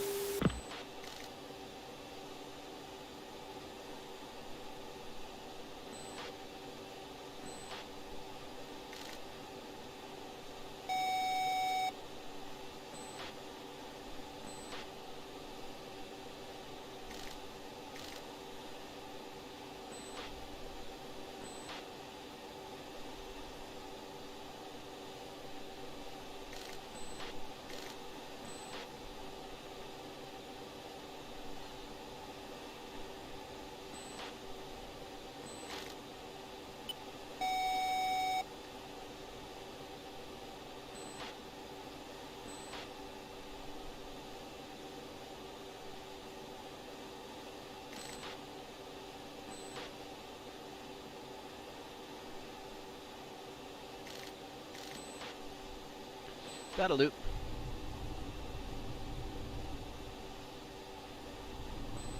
I found a bad guy. Alright, turning in. 2's in from the west.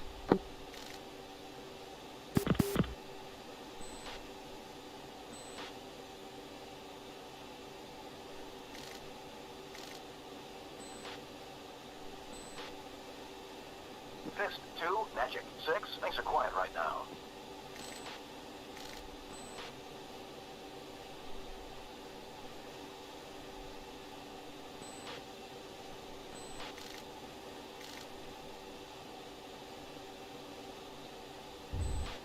Paveway. Oh, come on, man. Cut me some slack. There we go.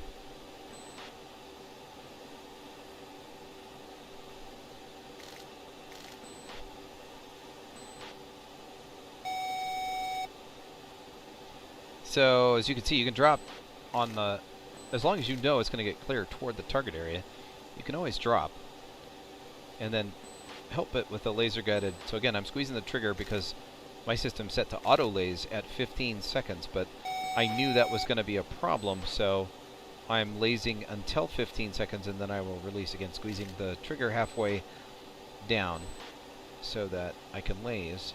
And that's all Air Force style stuff because the Navy does things totally different on their HOTAS. Their hands-on throttle and stick. Their setups are very different from the Air Force.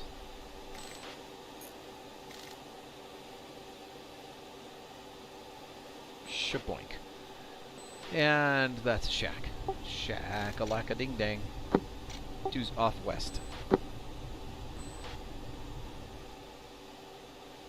Better results this time?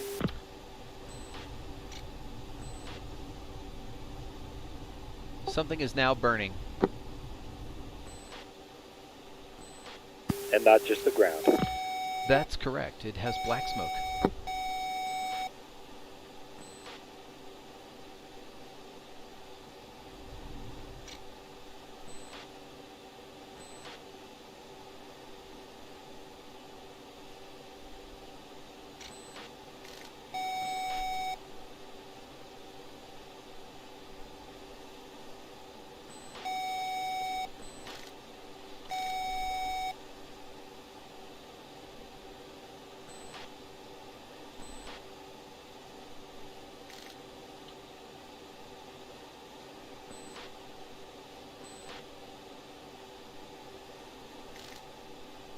Ah, okay, there you are. Leads in from the south.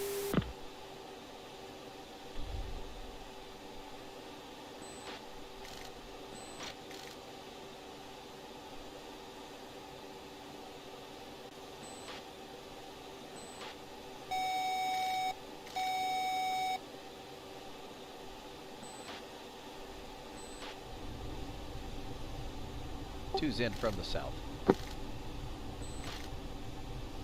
Paper.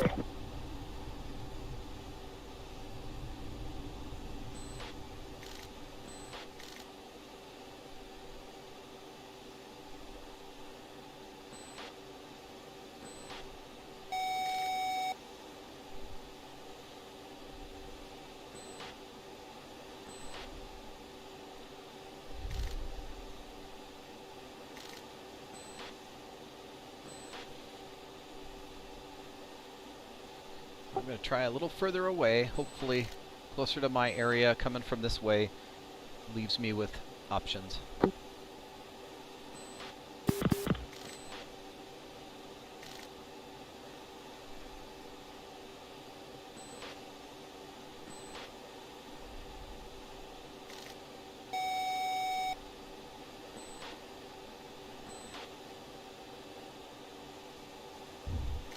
Paveway.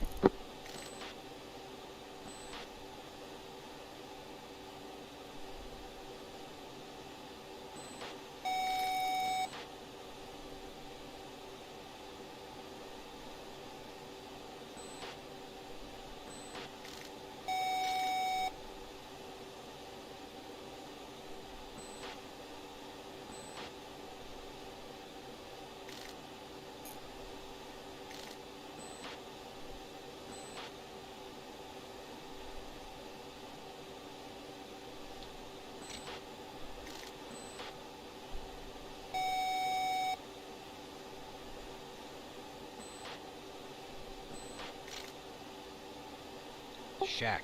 Alright, I think I've got a way in now.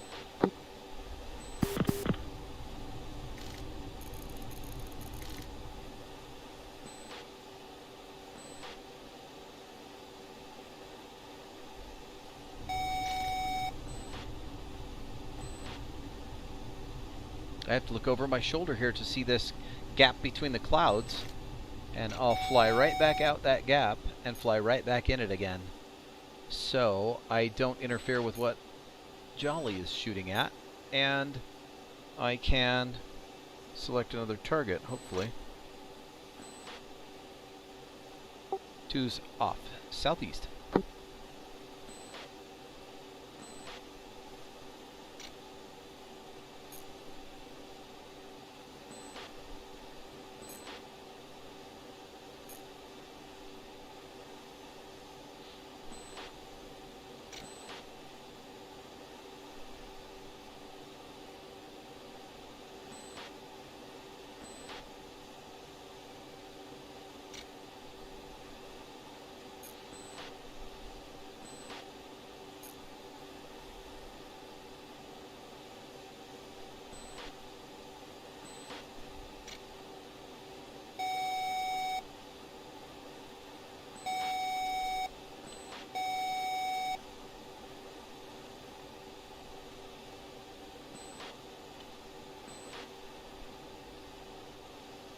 2 is in from the south.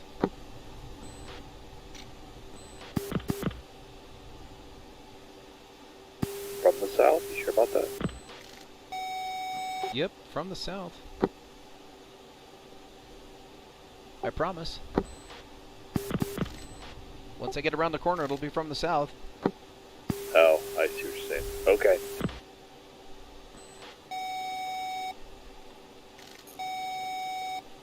Paveway.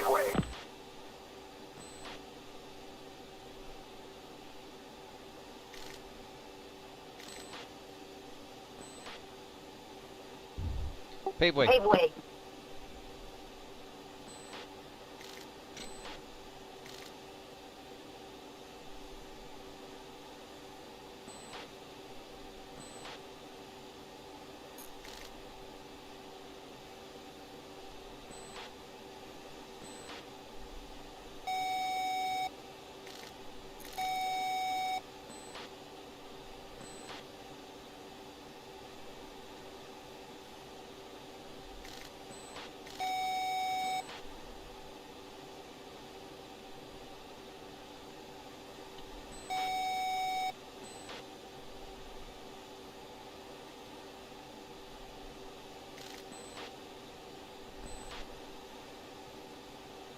Shakalaka ding dang. 2's off southeast. Alright, so yep, labels help in this particular case because I'm looking through the missile that's attached to my wing. That allows me to see what I'm shooting at. And the bomb, I can see the bomb hit in the target area, Magic. even 6, though I couldn't do that if Request vector to threat. I was in the real jet. But hey, Fist 2, Magic 6. Things are quiet this right is now. a hybrid system, and it's a computer game. Forgive me for coughing in your ear.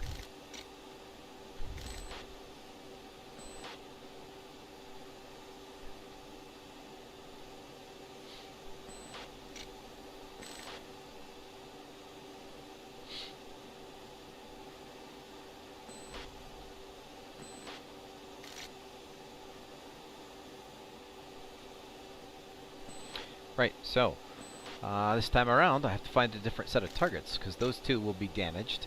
One will be dead, one will be damaged. So I have to figure out where the next set of targets is going to be. That could be challenging coming in through that hole. It looks like that hole is starting to close a little bit. This is the joy of real-time weather. Not always going to be your friend. So you have to kind of figure out where your targets are going to be and see if you can get to them. Alright, well.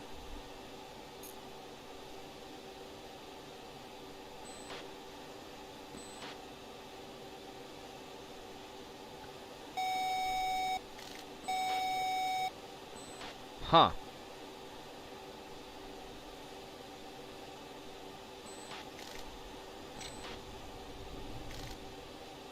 Well, that's kind of stumping. Interesting, the 2 targets that I know I dropped a bomb on, and I know the bomb hit, did not explode.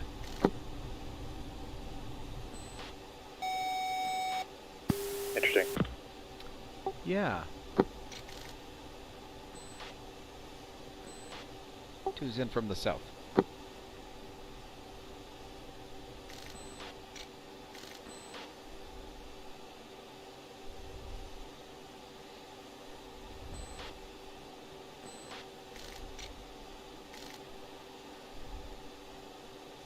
Altitude.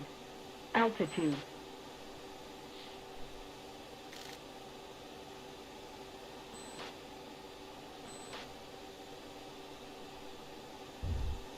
Paveway. Oh, wow. Oops. What? What'd you do? It's not what I did, it's what the bomb did. The bomb fell a little bit short, but hopefully I can get this other one that I just dropped to get all the way over to the other side of the other ones. Maybe. I don't know. I don't know. Egads.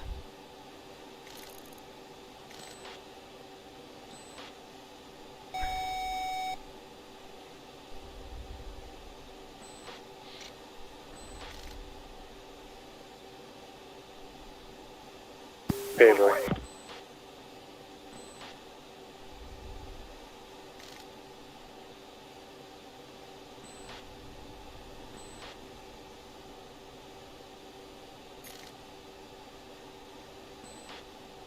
Looks like the clouds are moving in on my target area again. So I'm going to try further south and west and see if I can get to find something on the way back in. I have one left. Same here. And 4.9.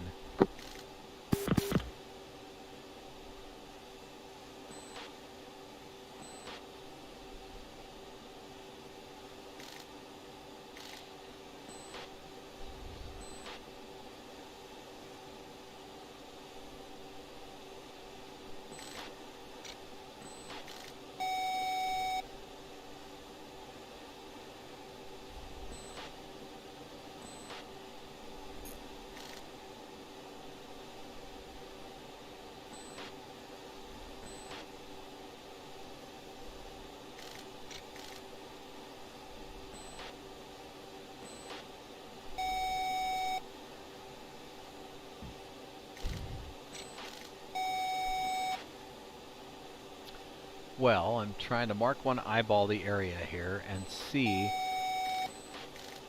if there's a hole. I don't think there's a hole.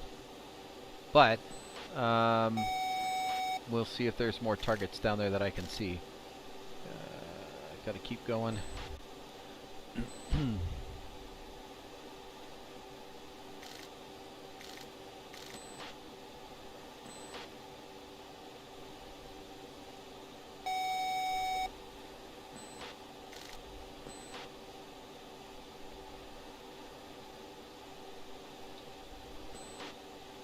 Yeah, let's go in this way. Alright, let's go in right this way. Yep. Right to the wing rock. Alright.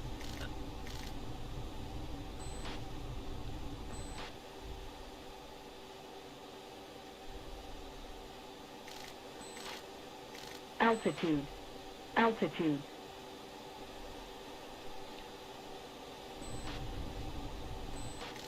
Need to get back on target here.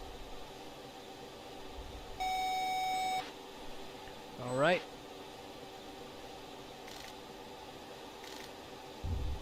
Pave way. Pave way.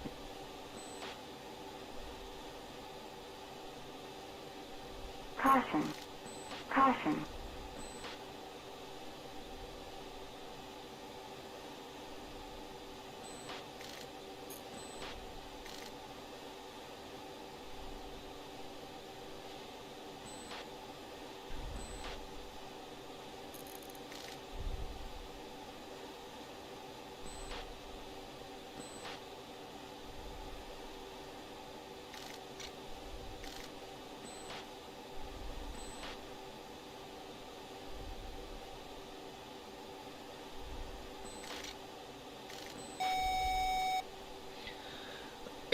Hope for the best.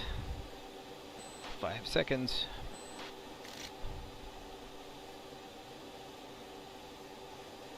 Missed. Oh well.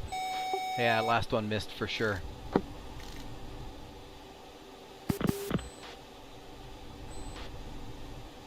Altitude. Altitude. I'm in on my last run.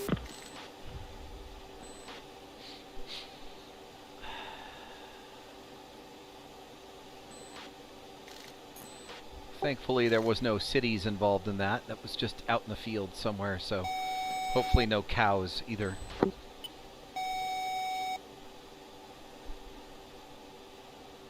the Army will be eating good tonight if there are cows. So will the Marines, but yes.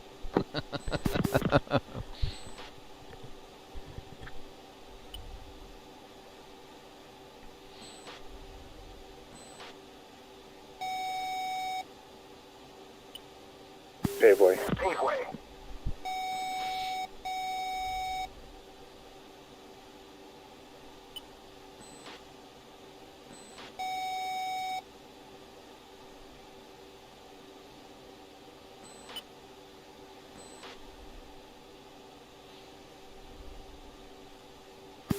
Feel free to go direct to the tanker area. I don't know where that is. Just head west. Heading west.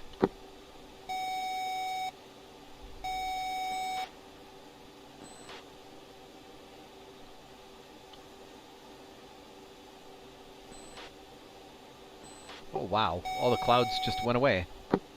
And then came back a little bit, about half of them.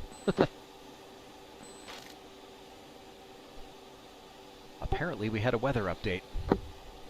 Yeah.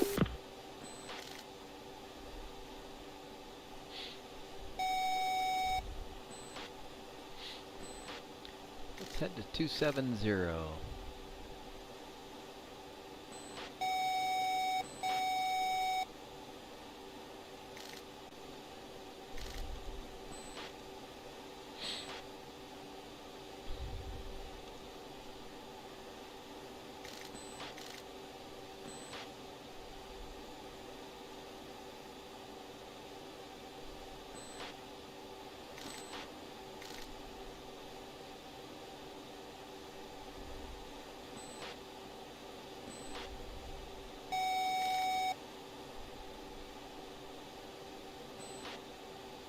Tanker is just north of the track here.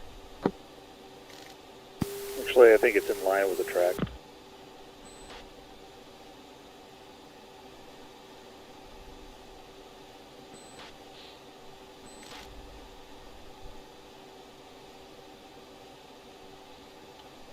Magic 6, Fist 2-1. Request vector to Tanker. Fist 2, Magic 6, Tanker, Copper 2, Bullseye 236 259. 236 for 259. So down here in the corner Fist 2, Magic of 6, each of the Tanker, displays Copper 2, is Uniform 35685. Magic 6, Fist 2-1. Request vector to nearest Tanker.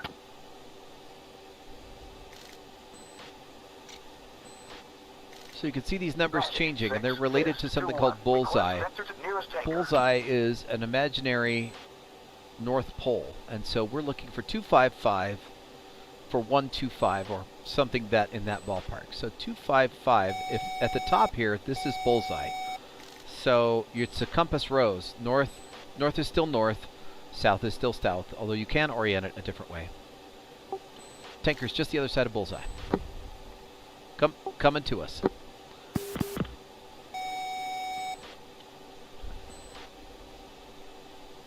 That's our tanker. But at 160 nautical miles, which is just beyond the 80 mark, because we're just about halfway between where the maximum range. We're just halfway between the maximum range and where I am. Okay. It'll give you sporadic. These radars aren't that sensitive, so at least I know he's coming at us just the other side of Bullseye, so I can keep trucking this direction and we'll be good.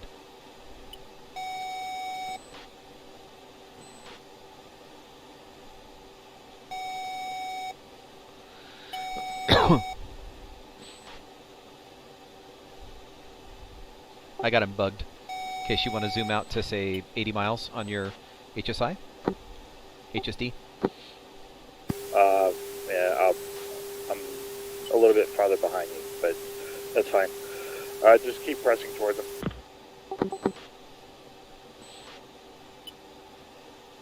He's still headed at us, so we're closer. Our closure's well north of 700 knots, so that's good. Bingo. Bingo. And 2 is bingo.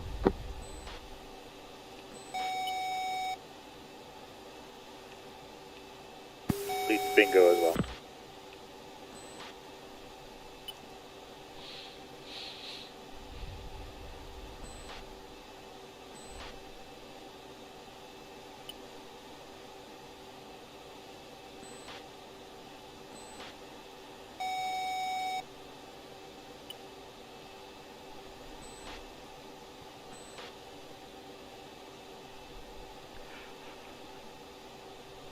So unlike in the F-16 where I can snooze my radar, I don't know how to do that in the F-18. I have never learned how to do it. I'm sure there's a way to do it, but you don't like blasting the poor folks in the tanker. That's not kind to them. Radar emitted from an airplane is like a microwave. It will roast you, potentially cause cancer. But you know, it takes a pretty heavy dose to make that happen. If you're in a tanker, you're getting it frequently if people aren't being kind and turning off their radars on their way in. So what we want to do here, with this tanker being a C-130, it's not like there's somebody back there with a probe trying to plug it into the jet so it's not a human being there, but there are human beings inside the little tin can that's flying around the sky, so we want to try and be nice to them. So when he gets a little closer, I'll turn it off. I'll just track him instead of single track mode. I'll put it in range wall search mode. Oh, looks like Jolly's got him bugged up too.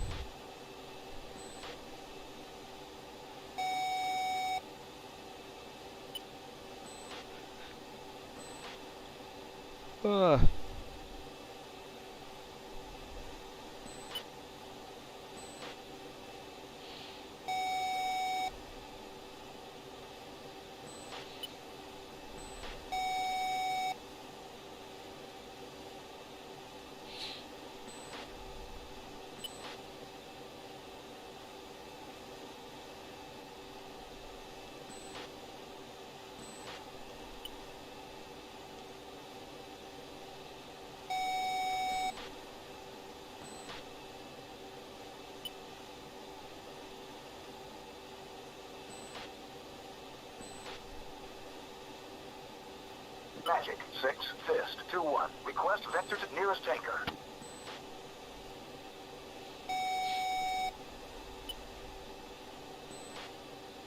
Magic 6, Fist 2-1. Request vector to tanker. Okay, so I guess it's going to be quiet for us for the rest of the flight. Pretty much. We think it went off station?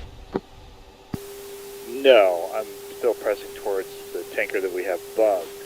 I heard, or I called earlier, and they gave us a tanker, a Carper 2. Oh yeah, all the way across the map.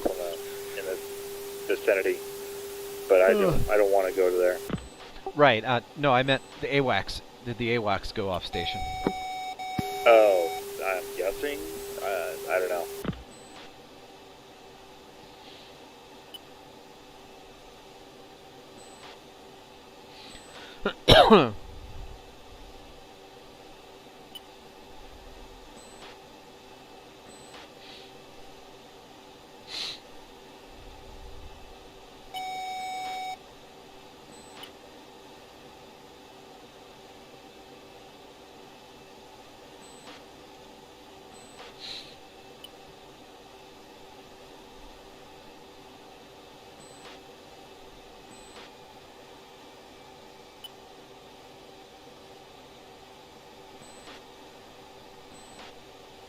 Bulldog 1 is our tanker. We've got him bugged.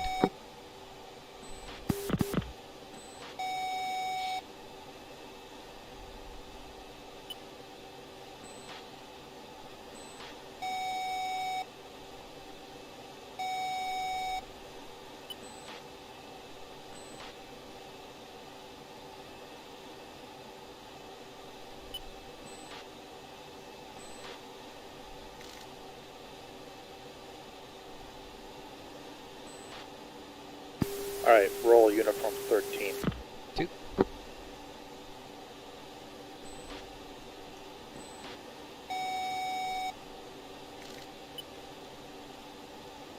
Two's up on 13.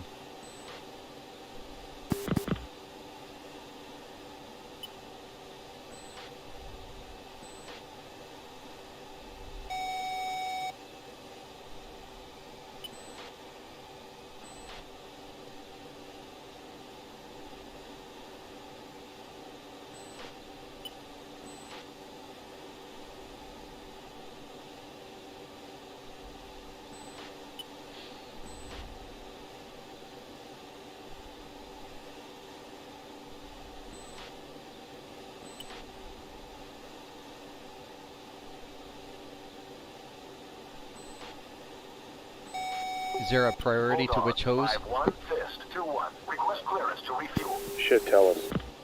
Fist 2-1, Bulldog 5-1. You are number 1 to refuel.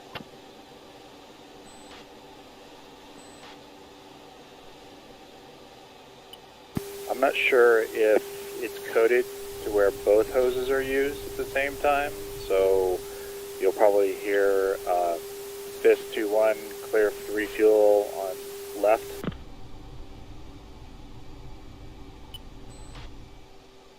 I forgot this isn't a KC-135. I overshot big time. 5-1. You are cleared to pre-contact position left.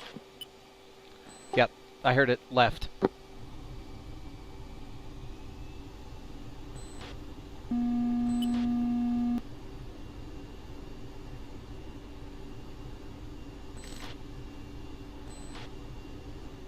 Altitude. Altitude.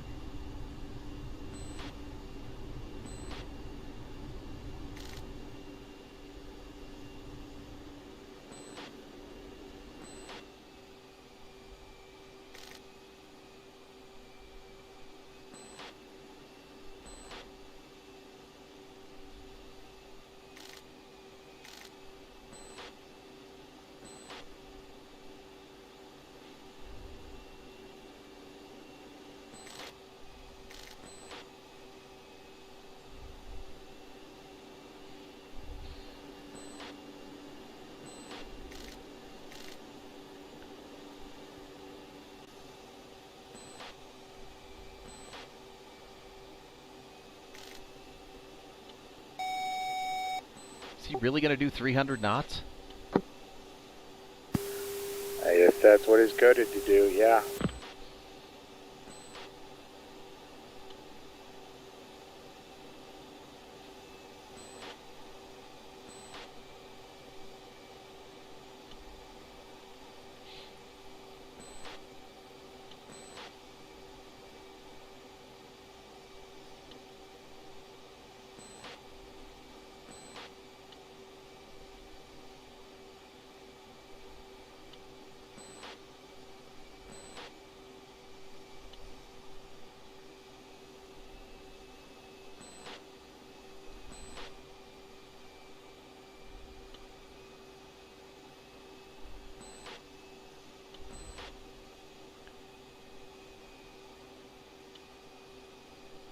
Looks like 290, 295 maybe.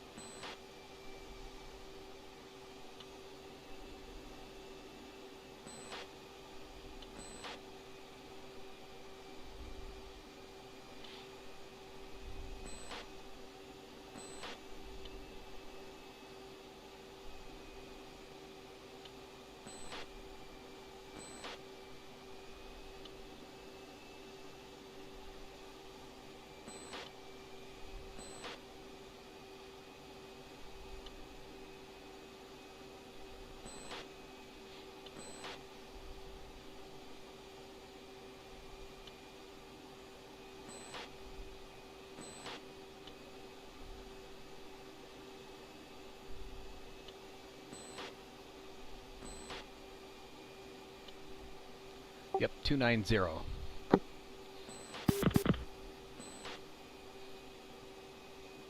Correction, 285.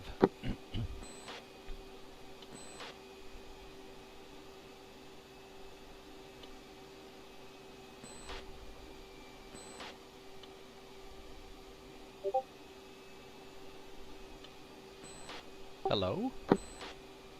Yeah, I'm here. It just sounded like somebody was on Discord.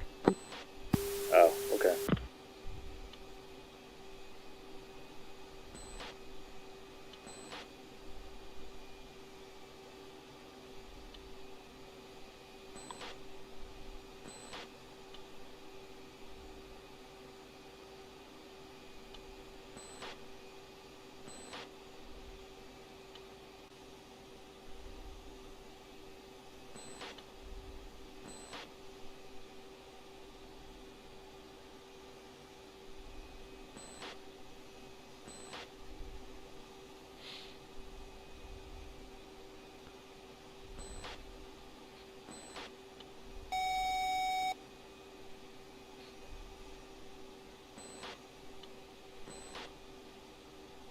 Fist 2-1, Bulldog 5-1. Cleared to contact position.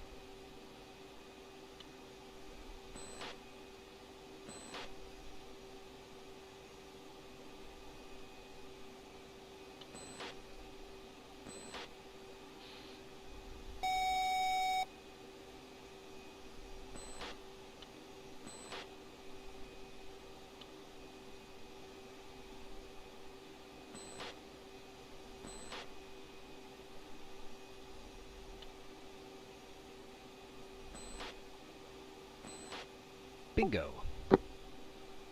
No. Oh. Looked like you connected. With my plane, yeah. The plane captain's going to have to buff out when I get back.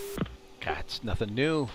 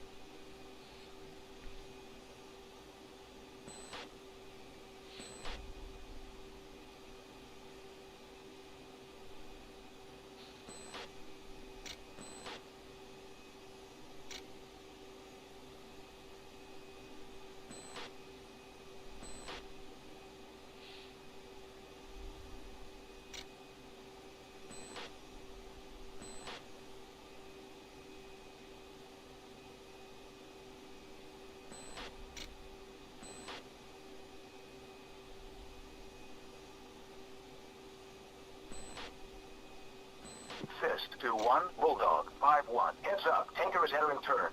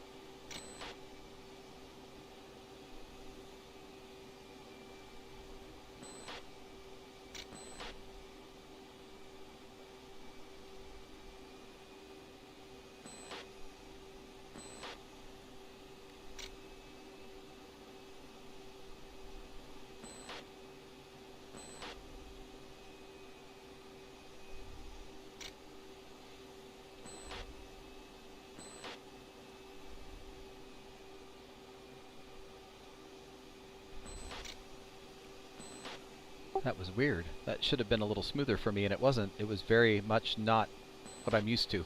Oh well. Yeah, Drogue refueling isn't smooth at all. No, it's not that. It's the I'm reasonably well practiced with the C-130. It's just it's the same problem I'm having with the KC-135. It's the inputs that I'm doing don't seem to correspond with how the airplane reacts and how the other airplane's moving. So in coordination, I'm not doing very well. I think that's not just you, especially with probe and drogue stuff. That's why I'm having such a difficult time with it.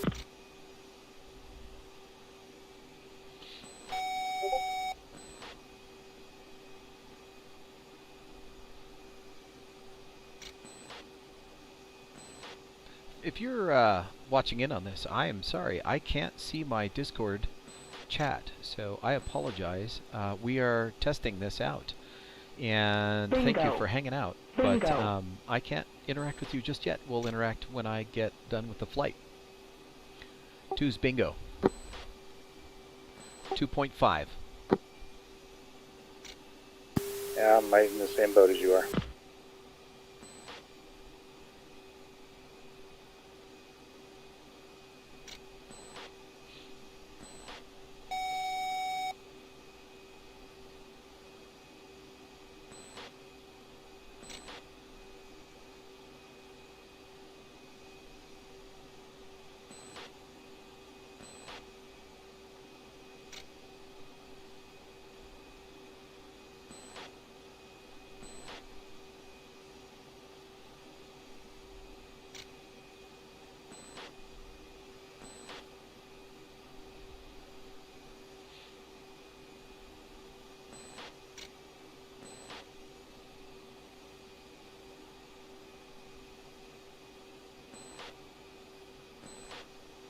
Ha! I'm showing 271 knots is even with, and slightly slow for the C-130. Contact. Hey, Yahtzee!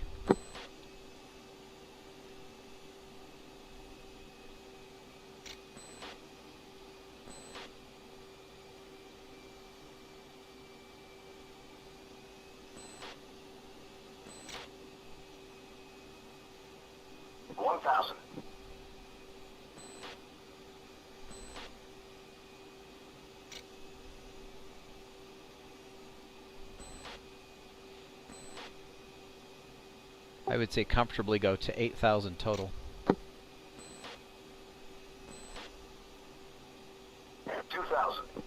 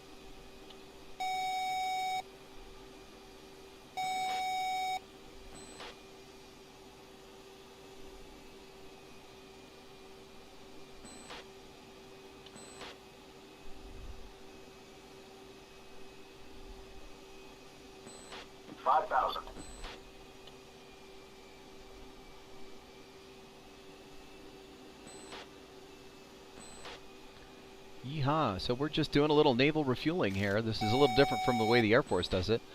You fly in fast jets, in behind less fast jets, and you do the drogue and probe, I should say. And if you look just to the nose of that F-18 to my right here, you can see that there's a probe sticking out there, and it's in a basket. And instead of having somebody plug into your jet, you plug into yourself. It's your self-service station. Air Force is full service, Navy's kind of self-serve. 7,000.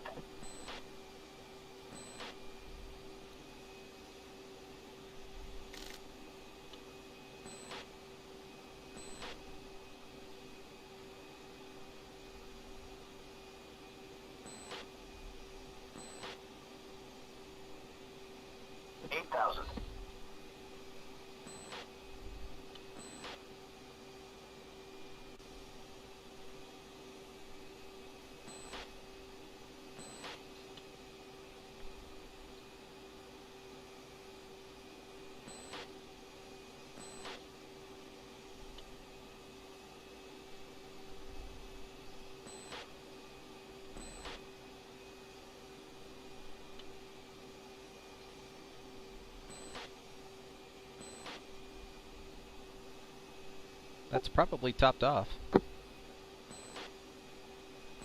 I'm just trying to practice now. Perfect, works for me, man. Alright, go under disconnect.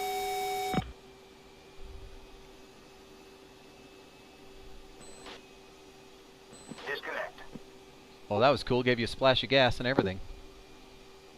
Bulldog 5-1, Fist 2-1, topped off and ready to go. Fist 2-2, Bulldog 5-1. You are cleared to pre-contact position left. Roger.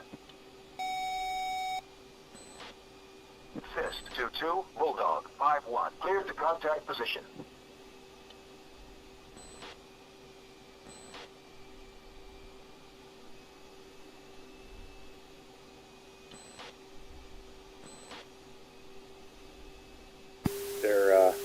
He's about to turn soon.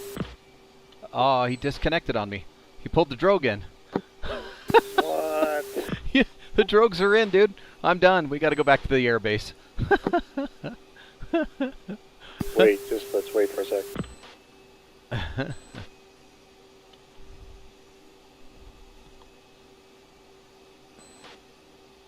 Bulldog 5-1, Fist 2-1. Request clearance to refuel. Fist 2-1, Bulldog 5-1. You are number 2 to refuel. You go ahead and request fuel.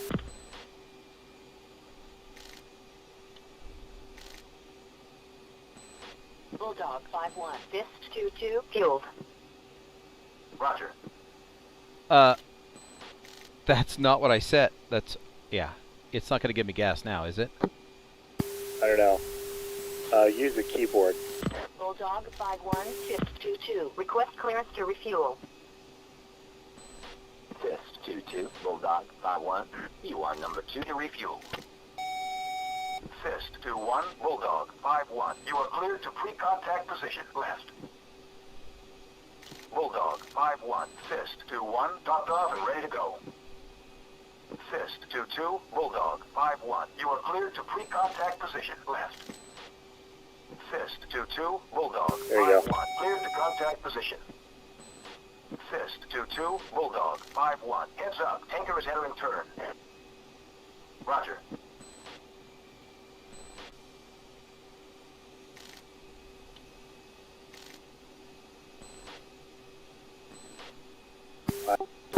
Hoses are in, retracting in. Give it a second, and he might reel out the hoses again. I'm not doing this a second time. I'm sorry. That's fine. I get it. It's just there's an airbase right around the corner here. We can go land. Okay.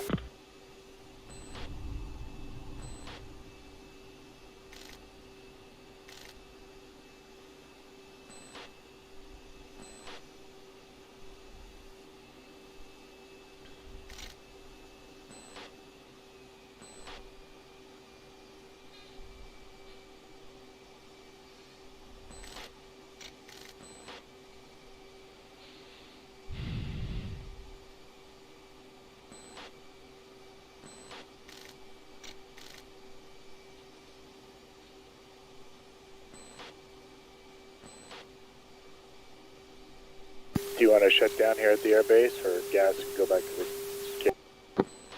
the... It depends on what you want to do. I mean, you're the one that's got time constraints for tonight, so I'll leave that up to you. I don't necessarily have... I mean, I'm not time constrained now. Basically, I can wait, and we can go back to the carrier. All right, stay airborne. I'll try and make this as fast as possible. I'm not going to stay airborne. I'll come down and top off with you. Okay. Be sure to say you're topped off, just to double check with the tanker. Caution.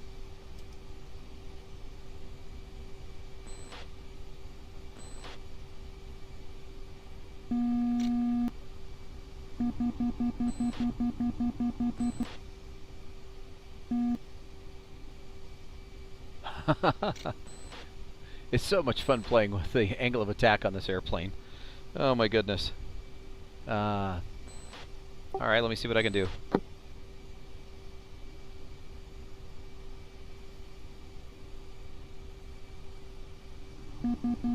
It didn't do anything. Okay, that's great.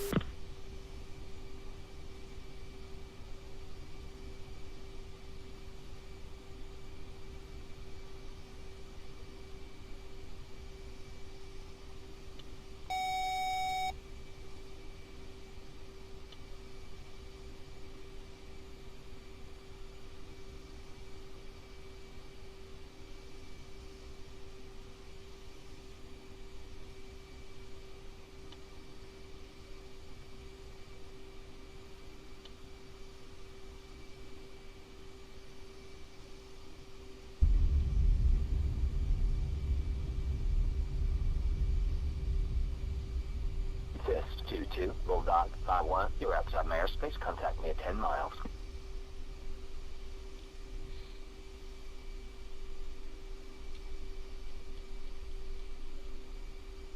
Oh, okay, I'm done. There's no nose wheel steering. Yeah, this happened to be on the carrier earlier tonight, too. Okay.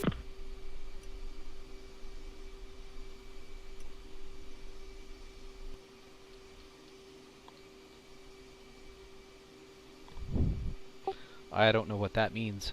It's just not working. I don't have any idea how to stop that or correct it. It works on the F-16, but it doesn't work on the F-18 after takeoff because I got it on the carrier.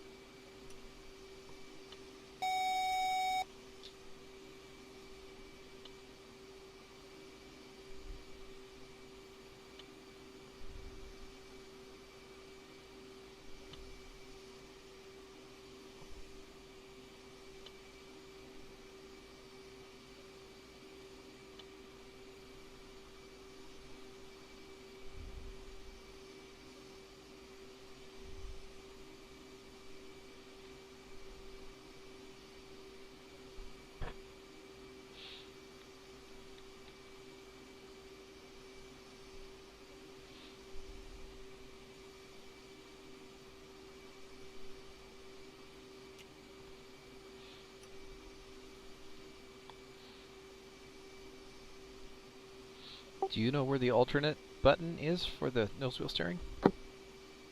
Didn't know there was one.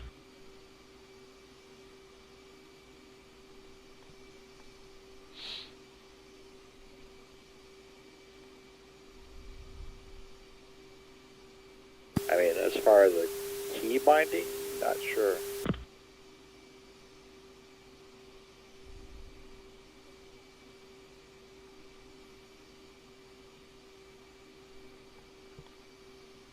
Give me a minute, let me look. I'm on the left, really the far left side of the runway. It's fine. I managed to taxi off the midfield.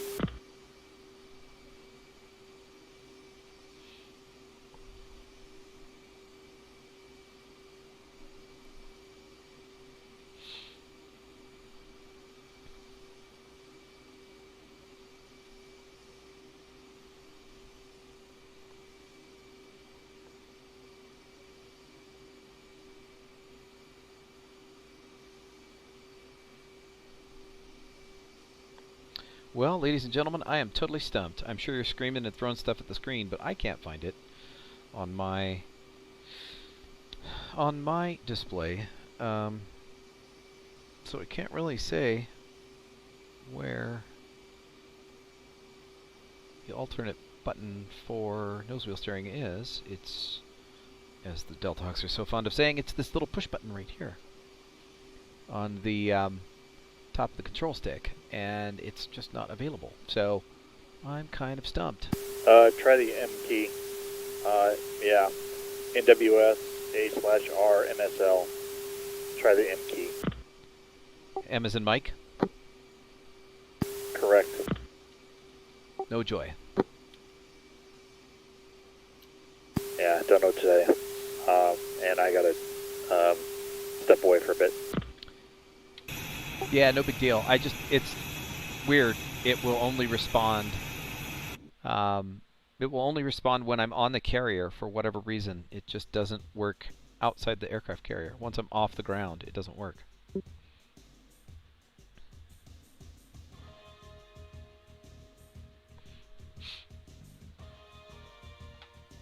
Oh, amazing. I got no kills, even though I know I got kills.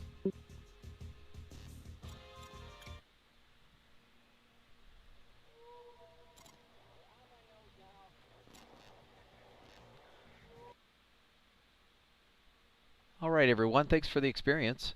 We're gonna shut this down right now. You got 7 kills. Thanks for sharing, and we'll see